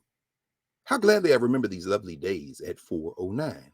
Chin up and fight on, but realize that American Negroes can't win, period. Next paragraph. I read this over after writing it. See, Du Bois didn't just write that mad and send it as a tweet. There was no Twitter then. He didn't send it as a text. There were no cell phones to text then. He's paying attention because he ain't got all them distractions. And still, as being Du Bois, he's going to read this over. And let me read this again. Because again, the reason we have this letter is because when Du Bois would send a letter, he would make a copy on onion scan paper or whatever secretary make it. And he kept a copy of every letter he ever sent out. Du Bois was fastidious in his regards to this. So we have this letter because it's a copy of the letter he sent to Grace Goins. Next paragraph, he said, I read this over after writing, and it occurs to me, this is a hell of a missive to send a weeping friend. So, buck up. Du Bois is a wild boy. He said, I read this over after writing, and it occurs to me, this is a hell of a missive to send a weeping friend. So buck up. Most people in this country today are worried to death. So eat, drink, and be merry. I'm celebrating by going to my dentist and then out to dinner. We sail October 5th for Ghana. Between then and now, phone us when you'll be in town. Love, W.E.B. Now, this is beautiful. Du Bois loved life. In fact, the last message he sent to the world, he wrote, put in an envelope, told Shirley, when I'm gone, read this. And if you ever want to read a moving account of how Du Bois made transition, in fact, I might do that. I'm looking at the clock now. We're going to stay tight today. But I might read what Shirley Graham writes about Nkrumah coming to visit him apologizing to Nkrumah because he couldn't finish the Encyclopedia Africana, Nkrumah with tears in his eyes saying, you ain't apologizing to me, man. You've done me the honor of my life by coming here. Anyway, Du Bois puts a message in an envelope and tells Shirley, when I'm gone, read this at the funeral. And Nkrumah reads Du Bois's last message to the world. And one of the things Du Bois said, I've loved my work, I've loved my play, and I always remember in life to continue to fight because, the great end comes slowly. Time is long. And whatever you don't finish in your life, you've left for next generation to do. It's a beautiful message. So we think about them not being hope. That ain't the point. Chin up and fight on, but realize American Negroes can't win. In that sentence is the whole thing. They're going to do, and what you going to do? Sit here and watch a man eating and dancing in a TikTok video? Chin up, buck up, fight on. But we can't win. What that got to do with it? What that got to do with it? The only reason that they acting that way is because you ain't punched them in their face. Jason, Tennessee. Let's dance. Your ankle's going to break, bro, because your ancestors' ankles broke. Don't you know we be somewhere in our shirts off at damn Andrew Jackson's plantation at the Hermitage if you had gotten your way? Oh, but you're going to lose this time like he lost last time, because when Du Bois says chin up and fight on, but recognize American Negroes can't win, he's not saying that black people can't win. He's saying if you allow yourself to define yourself by the context and the contour of this white supremacist project, you are by definition a loser. You've lost. No amount of blowing air into this ruptured paper bag, no amount of moving renditions of the national anthem, which I would say is indistinguishable from doing that dance, no amount of begging gonna get you there. You gotta fight these people. Ask Rosa Parks. You gotta fight these people. Ask Ida B. Wells. Ask Mary Church Terrell. Ask Mary McLeod Bethune. Anyway, Du Bois. After he's in Ghana. This doesn't come out until after he makes transition, 1963, August 1963. But then it's published. This is what Du Bois says in the postlude to his life. He says, as a result of my work and that of others, the Supreme Court began to restore democracy in the South.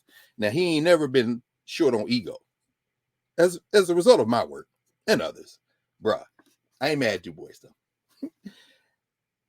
This caused rebellion in the South, which the nation is afraid to meet.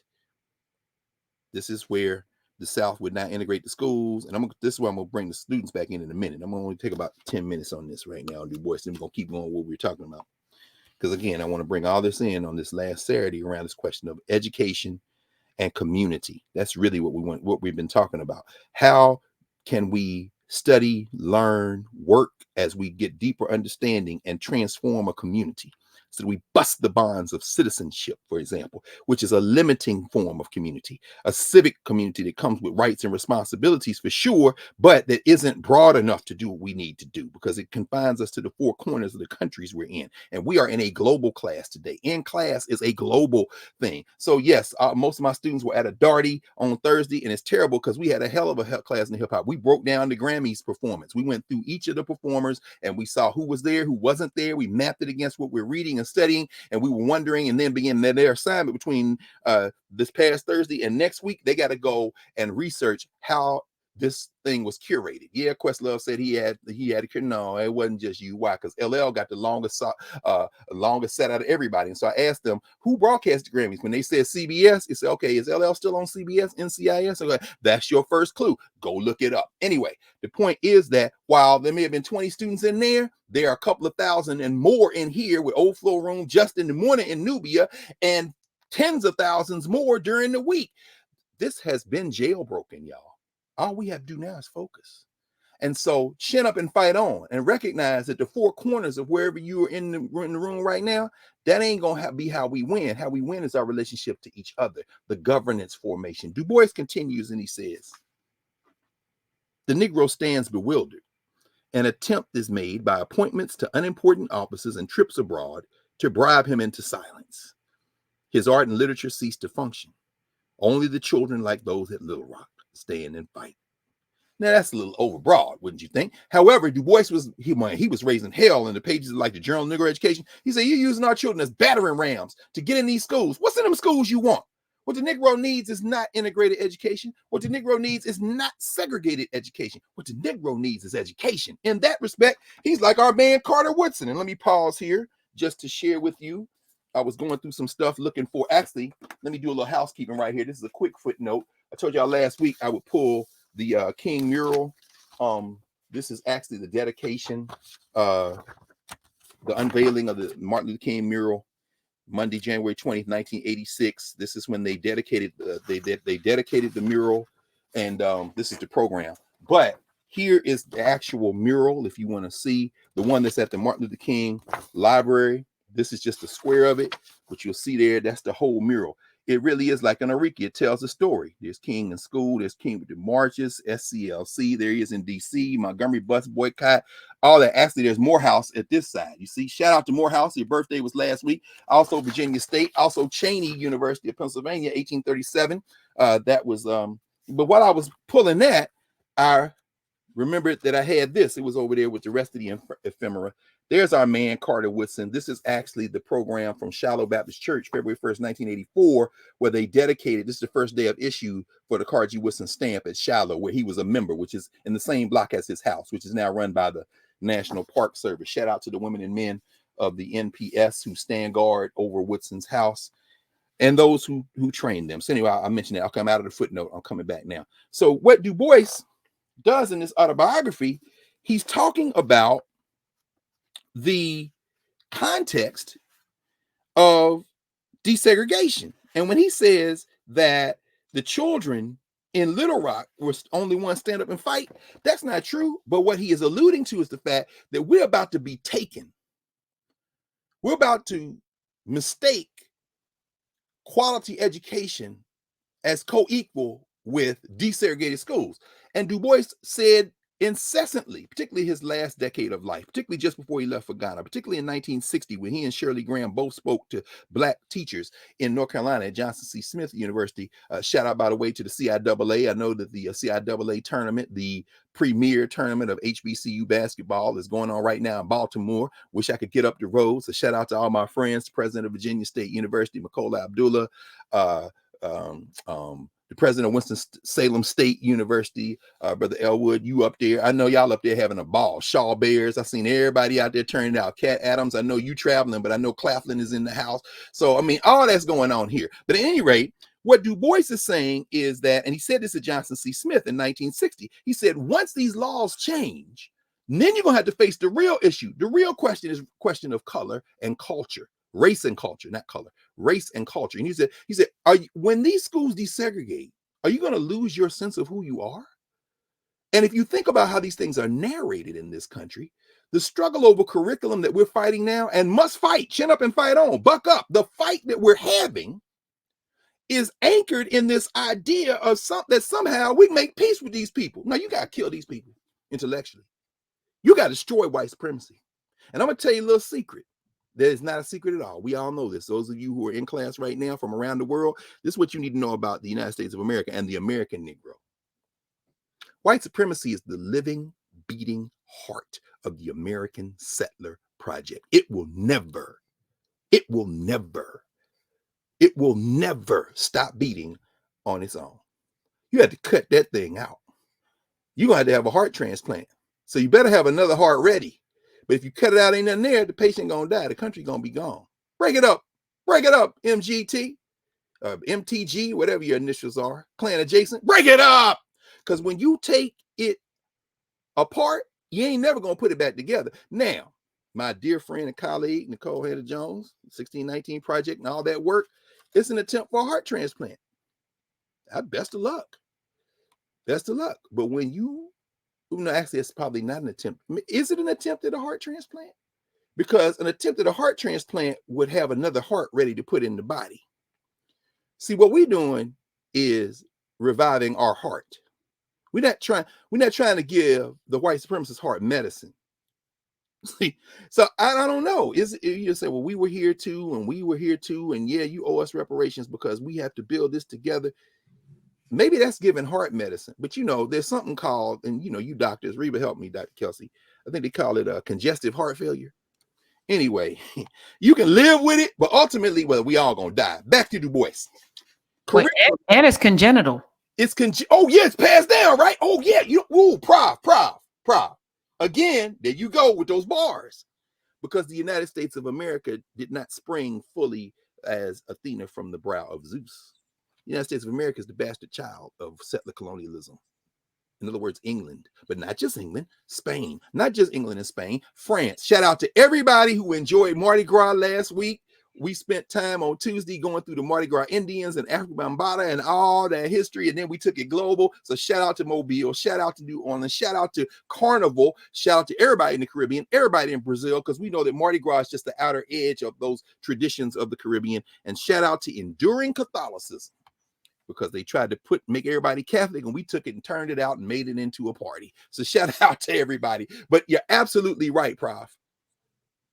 The United States of America, the settler colony, is a car crash between England and France, and England and France and Spain, England, France, Spain, and Holland, England, France, Spain, Holland, Germany, and Italy, and everywhere else where immigrants came in the late 19th, early 20th century and traded one thing for another. The thing they traded was the place they came from, and they brought a few cultural items with them. And the thing they got here, once they got off the boat and realized that you can become purely and truly American by shouting the N-word, was whiteness.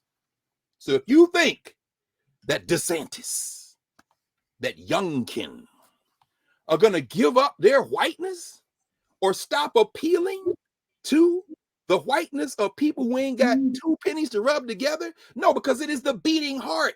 It is the beating, failed, congested heart failure of this project that allows it to continue to survive. And yes, it is hereditary, congenital. It comes down through, because what needs to now be rooted out is whiteness. Everybody knows that in England.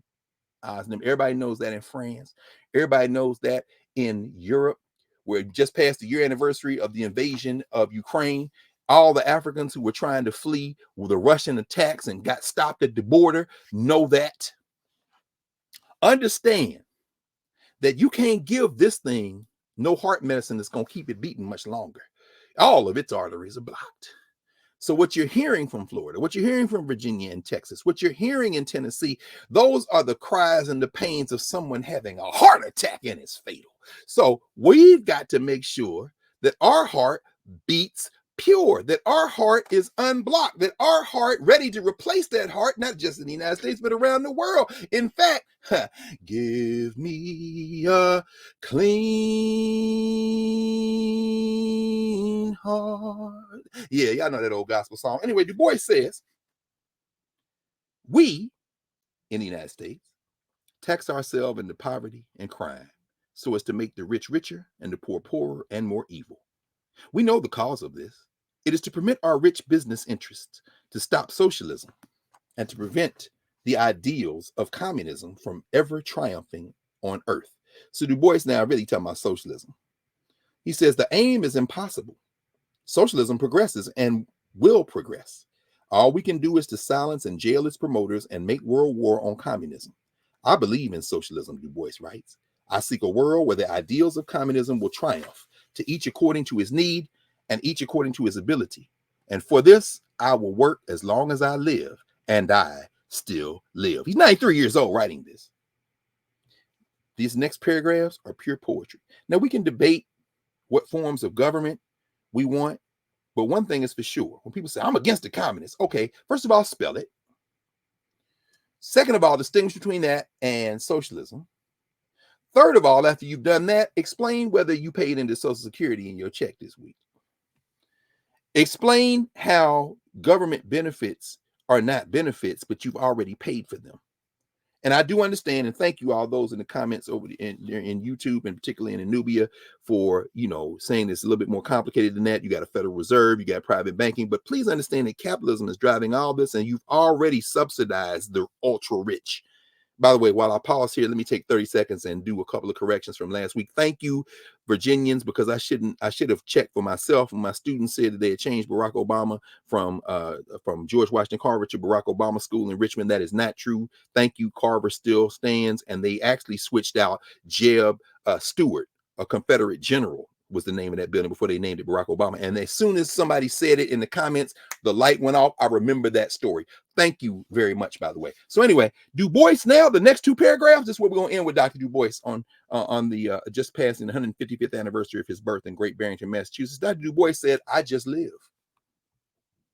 I plan my work, but plan less for shorter periods. This man in his 90s, y'all. I live from year to year and day to day. I expect snatches of pain and discomfort to come and go. And then, reaching back to my archives, I whisper to the great majority. Who's the great majority? DuBois writes, to the almighty dead, into whose pale approaching faces I stand and stare. Dr. Beatty will walk you through one of the names for ancestors in ancient Egyptian language. Those of you studying Meta probably already know this. It literally translates into English as those in front of you. We are going to meet the great majority. By the way, today is the William Leo Hansberry Conference. I'm sure people have already dropped that in the chat in Nubia. It's free. It's from 10 to 4 Eastern Standard Time. Dr. Beatty, many others will be there. Gail Hansberry, the daughter of William Leo Hansberry. Leo Hansberry's brother was Lorraine Hansberry's father. So Gail, Miss Gail, Mama Gail, that was her auntie, Lorraine Hansberry. She talks about Lorraine Hansberry walking her to school, by the way. So anyway, the Hansberry Conference today, talking about one of the pioneering classicists in African America, great Egyptologist. So DuBois is saying that he stands and stares there because they are in front of us. He said, you whose thoughts, deeds, and dreams have made men, made women, made people wise, with all wisdom, and stupid with utter evil. In every name of God, bend out and down. You who are the infinite majority of all mankind. He's talking about the ancestors. And with your thoughts, deeds, dreams, and memories, overwhelm, outvote, and coerce this remnant of human life which lingers on. He talking about us. This remnant of human life which lingers on. Come on, theologians. I know y'all ain't here right now. I mean, this is the eternity we talking about. This little thing we call life, this is a fragment, this remnant of human life. DuBois says, imagining themselves wisest of all who have lived just because they will survive. The idea somehow that now is better than yesterday. This is what Johann Hari is talking about. He said, I'm glad I remember a time when they didn't have these damn phones. I can concentrate. DuBois is like, in fact, let me pause here before I go back to finish DuBois and go to another DuBois. This is something he wrote. Oh, man. This is something DuBois wrote in 1955 about after Brown versus Board of Education 2 was decided. He said, the African slave in America had tried physical force against oppression from the time of Columbus to the day of Nat Turner. In every island and every slave state, as Herbert Aptheker has shown us, there were hundreds of slave revolts, and which prove, as Haitian historians say, that the French Revolution did not spread from France to the West Indies, but from the West Indies to France. Negro revolt under the Maroons culminated in Haiti, where Britain, France, and Spain were worsted, and the United States was frightened into stopping the slave trade. The United States then got the territory west of the Mississippi as a gift. Nevertheless, against force wielded by slaves, greater force brought to bear by organization and arms in white America, the thing we're fighting to this day, kept the shackles riveted on many of the Negroes. Final sentence in something called 200 Years of Segregated Schools, delivered in February 1955, right after Brown 1, before Brown 2, actually. DuBois says, these Negroes therefore became determined to achieve freedom by brain, if not by muscle. Those of you want to get that, you can get volume 1. This is actually volume 2 of W.E.B. Du Bois Speaks, Philip Foner, his edited volume. I bring that up because you can't always fight with your fist, but you can always fight with your mind. But in order to fight with your mind, you must always remember that we must focus. We must pull ourselves together. And in case we think that this generation is the first one to have to deal with that, let me go to 1936, Dr. Du Bois. Something he wrote in the Pittsburgh Courier. Shout out to the Black press. The Black press. Du Bois wrote this August 22nd, 1936. He said, I love this. This is going to make everybody laugh. Du Bois said, I bought this year, 1936, in all, 25 new books. Shit, I bought them yesterday. 25 new books. This is rather more than my usual stint, but I am catching up with my professional reading and completing my library in certain directions. Let's pay close attention to what he writes here. He says, moreover, This is a time when black people read the newspaper, not just the white newspaper, but the black press, science technology category in our Africana conceptual category, science and technology, the science and technology, the technology of newspapers, ways of knowing, getting your stuff from the newspapers, the governance formation, discussing what's going on. We have to remember, as we talk about here every week, we bring some international stuff, we bring some stuff in the US, we bring things because we want to be aware. This is the most important election in the black world is taking place right now. And Kamala Harris, no, it's in Nigeria. We ain't got nothing to do with Nigeria. That's the problem. Of course we do. Guess where Jill Biden is? Y'all know where Jill is. She's in the Horn of Africa right now. She was over in Kenya talking to black women about being entrepreneurs. Ain't that a joke? She just left Namibia a couple of days ago. Anyway, Africa is the future. DuBois says that. Anyway, Pittsburgh Courier, black newspaper, people reading the paper, they read DuBois's column, which is entitled, What Have You Read? From 1936. DuBois goes on and he says, moreover, about 25 books this year. He says, moreover, I am trying to make good the resolution that I adopted several years ago to be quit of the public library habit. Public libraries are bad, DuBois? No, he's not saying that. Well, let's see what he says. He says, I am convinced that nothing has cheapened American intellectual life more than this habit. It has stopped the buying of books, which means that publishers can only afford to issue thrillers unless they take long chances. Woo, this is 1936.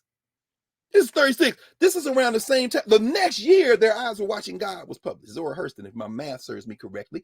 This is the year. These are the years of Langston Hughes and Elaine Locke. These are the years of Zora Hurston. These are the years of the so-called New Negro movement, what the white boys call the Harlem Renaissance. This is the, this is, and DuBois is saying, man, people not buying books. He says, the ordinary serious reader does not pretend to buy books.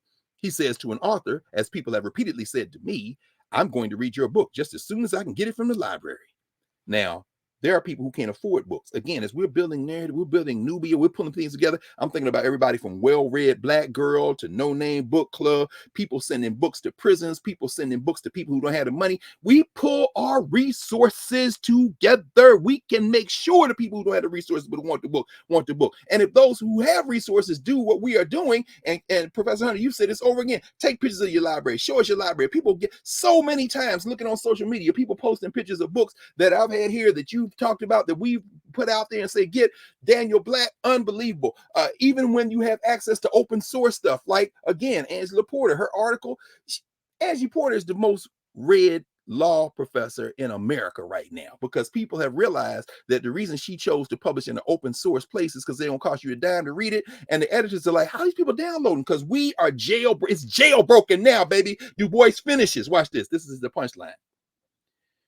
I'll go back. He says, the ordinary serious reader does not pretend to buy books. He says to an author, as people have repeatedly said to me, I'm going to read your book just as soon as I get it from the library. And at the very moment, DuBois writes, the person in question was wearing 2 octavo volumes on her head, which wasn't worth it. Octavo volume, the big heavy leather bound volumes. I'm gonna get your book as soon as you. What you got on your head? Oh, this, you like this? Oh yes. Is that a Telfar bag? Oh yeah, Telfar baby. But you're gonna get the book from the library. DuBois said, I don't trust it. And me, I love working at Black college because I have Black students, have Black colleagues. It's a beautiful thing. But if I want a book, I don't have to go to Howard's library. My library is better than theirs. And that's because my mom and them got me books from the time I was little. My daddy and them got me books when I was little. That's what I wanted. My 5th birthday, I remember, just as I'm sitting here with you right now, they got me a copy of The Presidents and Their Wives. Now, that's how the school system worked. I want to be president of the United States. I had memorized all the presidents, all the vice presidents, all their wives. I was 6 years old, turning 6 years old. But from then, I want the book. Give me the book. Am I unique? Hell no. Professor Hunter, you've talked about that many times. Your father, that library, that home library. We're building libraries now for our children. Nubians talk about that every Monday, every Tuesday, every Wednesday. We have conversations every Saturday. Let's continue. Finally, DuBois, in his autobiography, says this. He's talking to the ancestors now. Oh, I should mention one other thing. Kind of wind to here. I want to mention this. We know that not only what we are fighting for our common humanity, is right. We know it's true. We also know we don't fight alone. DuBois wasn't overtly religious, Although he did things like, Aptheker found this in his papers and published it. Prayers for Dark People, W.E.B. Du Bois. These are prayers going back to the late 19th century. Du Bois wrote, even when he was at Wilberforce on the faculty, and they would come to had mandatory chapel in the daytime. And one time the administrator was like, Dr. Du Bois will lead us in prayer. And from the pews, Du Bois said, Dr. Du Bois will not. Because Du Bois, he not conflating any particular religion with this notion of a creator. So he's very, his credo is a powerful prayer, among others. But anyway, that having been said, when we think about how ancestors show up, I'm telling you, so powerful. Remember last week, Prof, we were talking about, 2 weeks ago, we were talking about Olive Taylor. And I told you all, I haven't been able to get my hands on the 1955 yearbook with her pictures in it because, I showed y'all the 56 yearbook.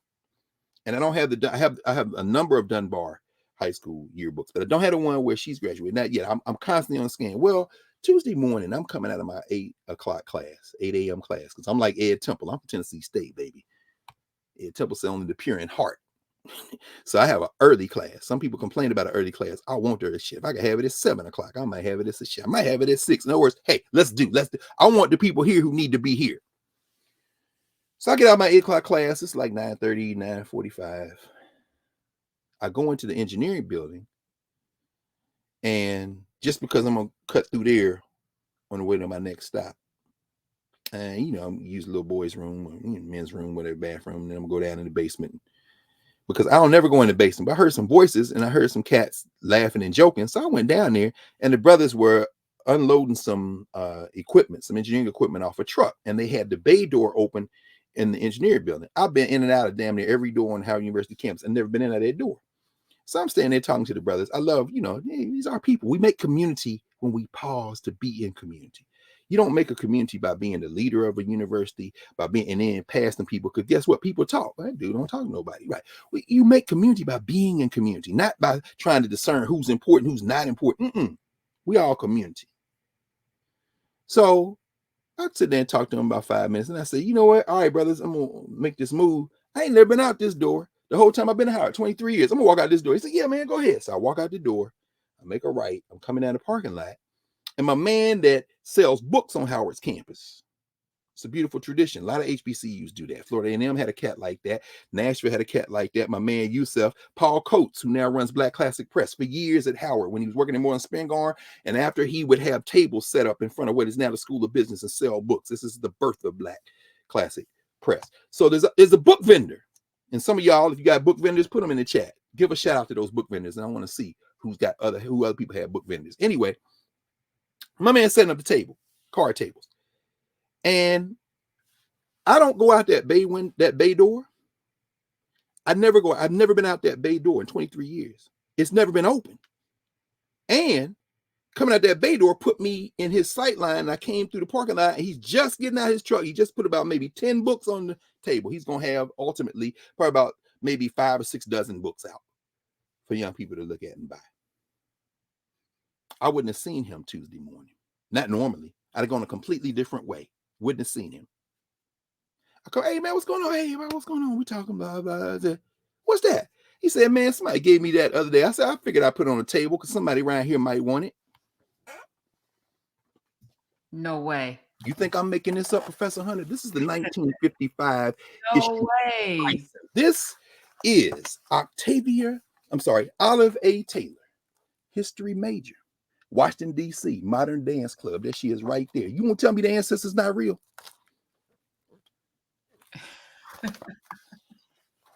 Jason, let's dance, baby. We're going to crush you like what you are. Or we're going to reach into your punk ass chest, take your heart out, throw it away, and give you a clean heart. The choice is yours. But what you're not going to do is rule over us. Olive Taylor going to make sure of that. I'm going to tell y'all right now. You think the ancestors not real? You can talk to somebody else. Du Bois says, told y'all last week, I don't have. She said, I got you, baby. I got you. You're not going to stand up over my physical form and give some words of respect, and I don't take care of you. I got you. I got a message for these people. She's still teaching, Du Bois says. In every name of God, bend out and down, as I said. You who are the infinite majority of all mankind, and with your thoughts, deeds, dreams, and memories overwhelm, outvote, and coerce this remnant of human life which lingers on, imagining themselves wisest of all, who have lived just because they will survive. Whither with wide revelation will they go, with their stinking pride and empty boasting? Remember, DuBois says, whither now and why? That was the name of the speech he gave at Johnson Smith. Once these laws change, whither and why now? Whither now and why? What you gonna do now? You gonna fight over AP class? You gonna try to get your curriculum in the schools? You better get ready to fight, because now you don't have control of your schools. You didn't have it during segregation, but at least you could get the culture in. But once you desegregate, your school's gonna stay black. Your kids gonna stop trying to go to school because they're gonna get beat on and talked about and disciplined and all that. And now you ain't even gonna have the teachers there to protect them. He says all this in 1960. Du Bois writes, whither with wide revelation will they go, with their stinking pride and empty boasting, whose ever-recurring lies only you, the dead, have known all too well. That's why you study the ancestors. No, what we face now, we faced it before.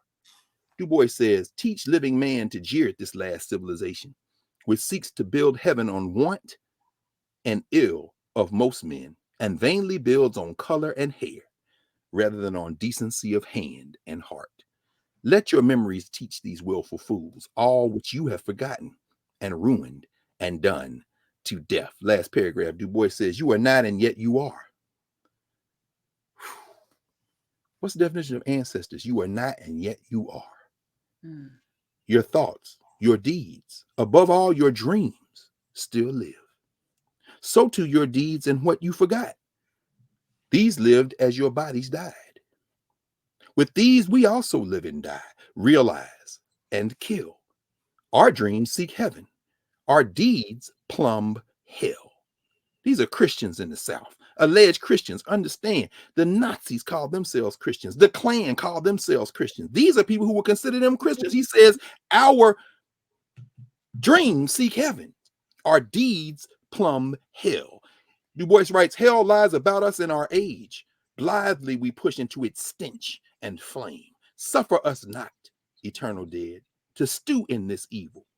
The evils of South Africa, the evils of Mississippi, the evils of Florida, the evils of Virginia, the evils of Tennessee, the evils of anything that will oppress people, including sometime when them people look like us, the evils of Nigeria, the evils of Kenya, the evils we perpetrate on each other, the evils of eating a mustard-filled pizza and doing like this, because somehow this social structure has so invaded your mind that you think that that is the sum purpose of your existence, to get shares and likes. Du Bois goes on and he says, the evil of evils, which is what we hope to hold in Asia and Africa, in the Southern Americas and islands of the seven seas, reveal Ancient of Days, the present in the past, and prophecy the end in the beginning. For this is a beautiful world. Du Bois always talking about beauty. He was on his deathbed talking about how beautiful it was. He made his wife put on some music. Says he made the transition. He looked at her and said, I'm good. Just stay here with me. No, don't worry about dinner. Just stay here with me. She writes about that so beautifully. Put that music on, my favorite. My goodness. My sister holding my mama's hand. A little tear goes down her cheek. They singing. Du Bois said, this is a beautiful world. This is a wonderful America. Uh-oh. This is a wonderful America, which the founding fathers dreamed until their sons drowned it in the blood of slavery and devoured it in greed. Our children must rebuild it. Let the dreams of the dead rebuke the blind. Now he done gone. He in Ghana. Let the dreams of the dead rebuke the blind who think that what is will be forever, and teach them that what was worth living for must live again, and that which merited death must stay dead. Oh, I wish I were in the land of cotton. No, we're going to kill that again. And this time it's going to stay dead. Last sentence, Du Bois says, teach us forever dead. There is no dream but deed. And there is no deed but memory. It's a bad dude. You know what I'm saying? And then he went on in. You know what I'm saying? So we were, I tell you, man. Yeah, let's oh, there it is. Yeah, That's so beautiful. Now, mind you, they got a lot of correspondence. If y'all go to CREDO, the University of Massachusetts Credo, all of that. That's probably where you pulled it from, huh, Pro? Somebody put the link in. Credo is all of DuBois's papers. They've been digitized, and you can. No, I pulled it from your Twitter page. Oh, okay, good. I did tweet it out. That's right. Early. So I tweeted it from that. Yeah, Cardi B could come to class, James. But I tell you right now, the grounds, we're not going to her grounds. She coming to ours. First of all, what's her birth name? Damn if I know. Wait, hold on. She would have to tell us all. Somebody put it in there because I ain't calling nobody by their stage name. You know what? You better say that. Hold on. I'm just saying. I mean, brother Calvin Broadus. It don't be no Snoop. If Snoop her name comes, is Bacalis Marlenus Almanzar. Okay, so we'll ask her how she wants to be referred to, and that's beautiful because we're going to be human beings here. Bacalis Marlenus Almanzar Cephas. Okay, that's beautiful. See, we have to do that. We have to thank you. You know what? And let me just say this: the ignorance is not bliss; it's dangerous for all of us. But it's also, people are doing things not because they hate us. Because I really do think Cardi B defending them in her spirit, she feels like she's doing something righteous, right? She feels like she's doing something righteous, and she's not. She doesn't hate Black people. Like, I don't think that she hates Black people. It's just the abject ignorance that we're all infected by because it is congenital and it has been passed down. And it's our responsibility to get out of this ignorance, right? When you know better, don't be offended. Don't be offended. Do better. Do better. Do better.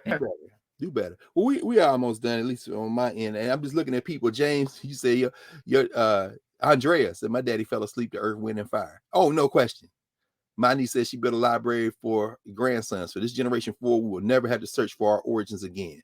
No question. Got to bring it. Saying Kobe. Everybody's in the chat filling it up, and that just grows over the week. We're going to end with this because, when we talk about spending time together, and we talk about this escalation, because what we are in is another phase of the Cold Civil War. We've talked about that on several times in class here. We've talked about this Cold Civil War. Well, it's heating up again in Mississippi, where they have the legislature has passed the law, as you all see, to make a police force. And at first, the police force was to police the white parts of Jackson, Mississippi, ostensibly under the rule of the state and state-appointed judges, or no elections. The judges are elected in Jackson, but these white boys want to have their own police force, their own judges. Now they've amended the law that they're getting through the legislature. It's going to be signed by the rug-headed Tate Reeves to give it jurisdiction over all of Jackson, Mississippi. These white boys are coming back, but they seem to have forgotten Medgar Wiley Evers and Dory Ladner. They seem to have forgotten Bob Moses. They seem to have forgotten Amzie Moore, whose son teaches at Chicago State University. They seem to have forgotten Vernon Dahmer.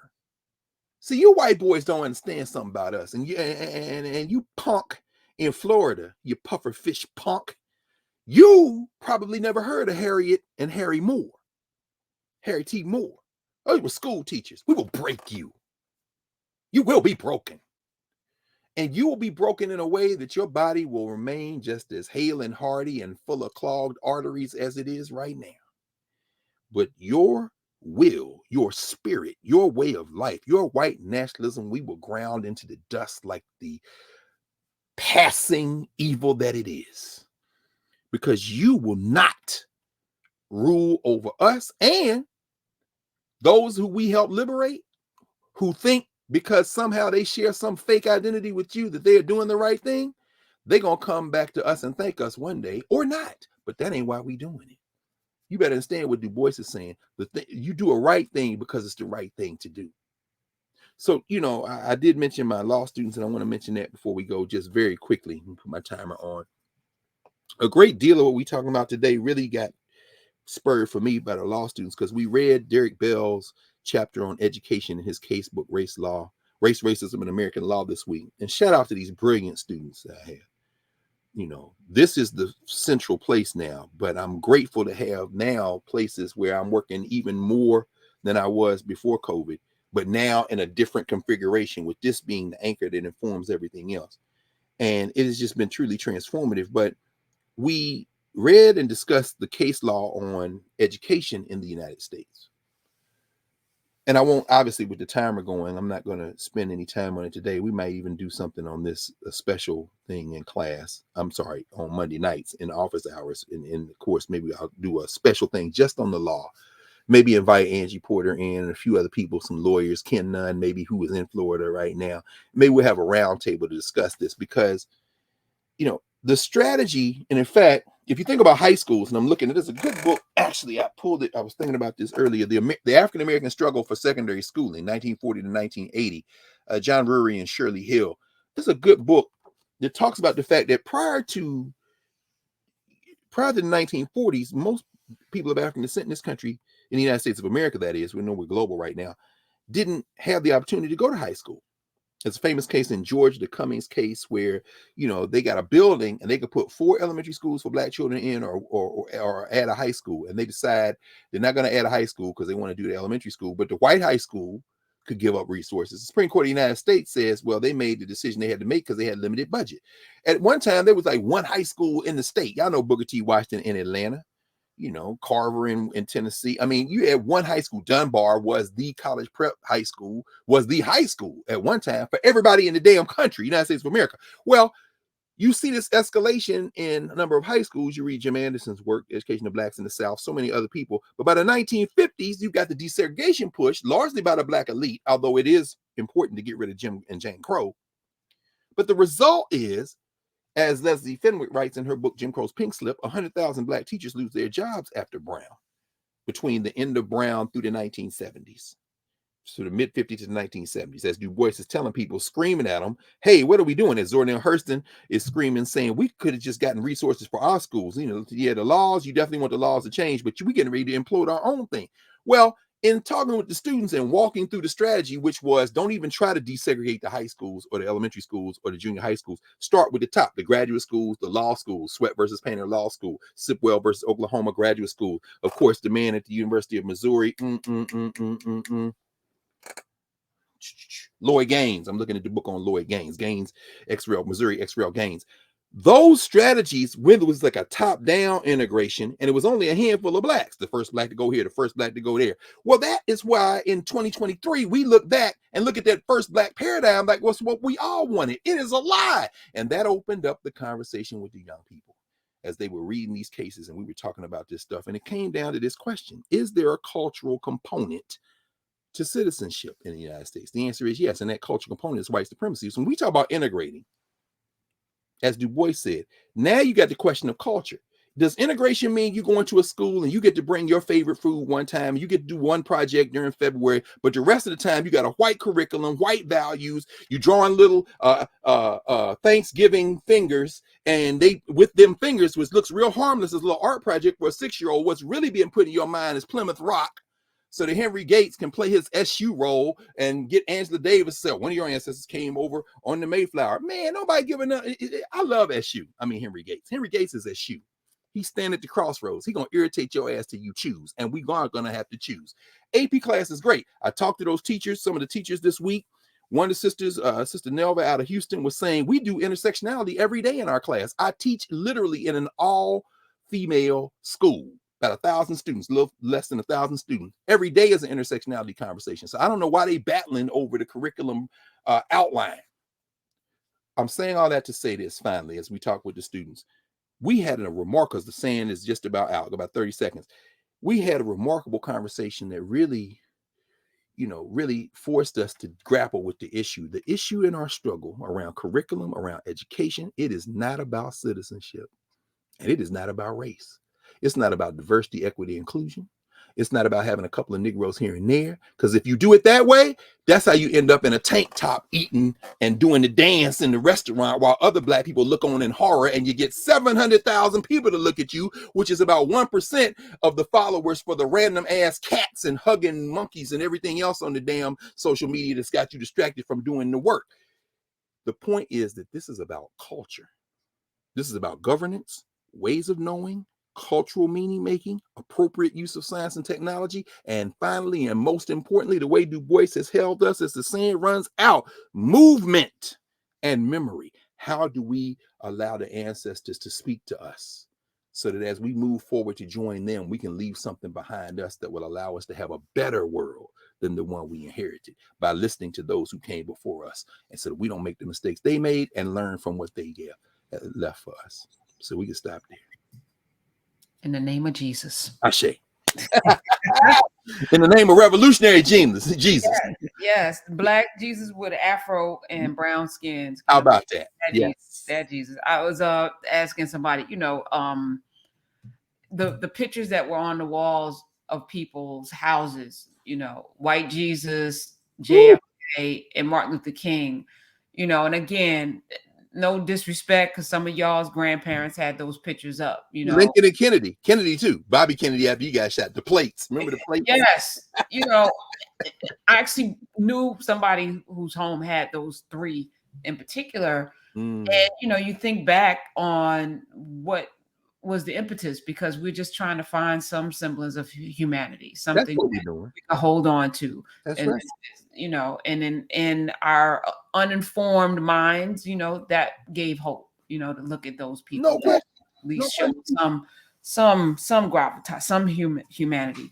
But now we are moving forward. We don't need to worship false gods. No question. We have real ancestors. We don't have to worship false gods when we have real ancestors. I'm telling y'all, we got for real ancestors. I promise you right now. I mean, man, when I picked this up, I said, bruh. He said, I just put it in the truck today because somebody gave that to me. And I said, I figured somebody. I said, no, that's mine. I said, that's mine, brother. Yes. I mean, Olive Taylor put that in the truck, brother. Olive Taylor gave it to the person that gave it to you. What she said? We have real ancestors. Wait, Doc, what she say about that train? If it's going in. Olive Taylor said, you could be riding the finest train. It could be blowing diamonds out the smokestack. It could be riding down a rail of solid gold. But if that motherfucker is going in the wrong direction, you got to get off.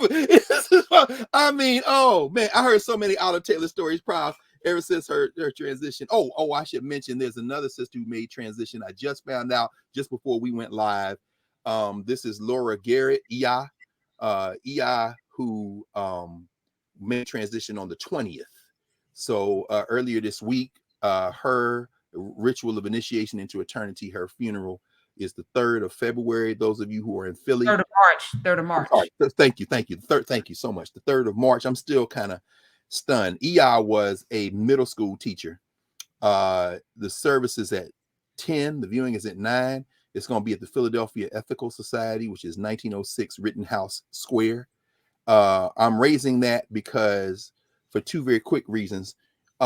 She was a middle school teacher for many years, and EI taught for many years in South Philly, and we would have her talk to teachers all the time. And I sit there and she said, I've had children who came from places where they didn't know where their meal was coming from. It's a whole bunch of people in the house. They don't have a place to study. And I remember first time the child came to me and said, Miss Garrett, I don't have a place to study. She said, baby, do y'all have a table in your house? Yeah, but it's always stuff on it. She said, I want you to do this. You should walk out and put your hand. She went home with the child. She came in the house, said, is that the table you talking about? Yeah. She said, put your hand like this. He said, yeah. Now put your hand on the bottom of the table. She said, yeah. Now do this. I said, that's your desk.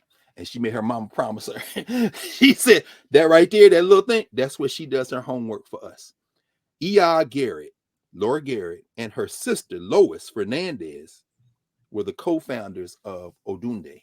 Odunde is the largest Yoruba festival in the United States. It is held every June in Philadelphia. And every June, that Sunday, when they do Odunde, everybody goes to the river, to the Schuylkill, and gives offerings to Oshun.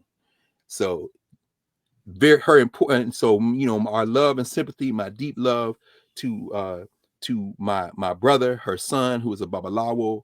I love all of that whole family, his wife, their children, the whole family there. Egbe Sankofa.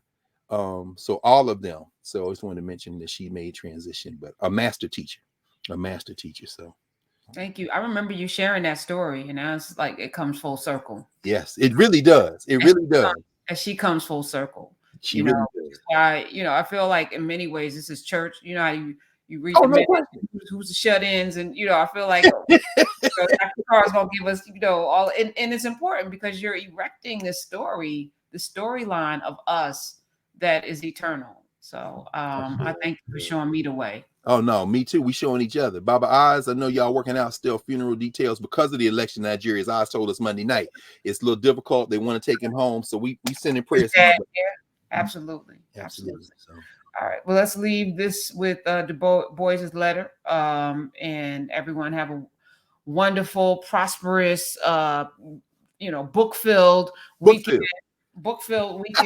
field. and we're gonna keep putting these clean glasses of water and these bricks on this thing that we're building because we will not be stopped. We have too many olives out there. Too many. Too They're in many. our family. Yes. Your daddy, my daddy, our parents, no question. Your mom's still swinging with both fists down there. You say your mom and her partner reading The Coming. I mean, you got Danny Black in the rotation now. We making moves. It's moves are being made, y'all. We gonna win. Yes, we will. Yes, we will. Love Love you. you. Love you too.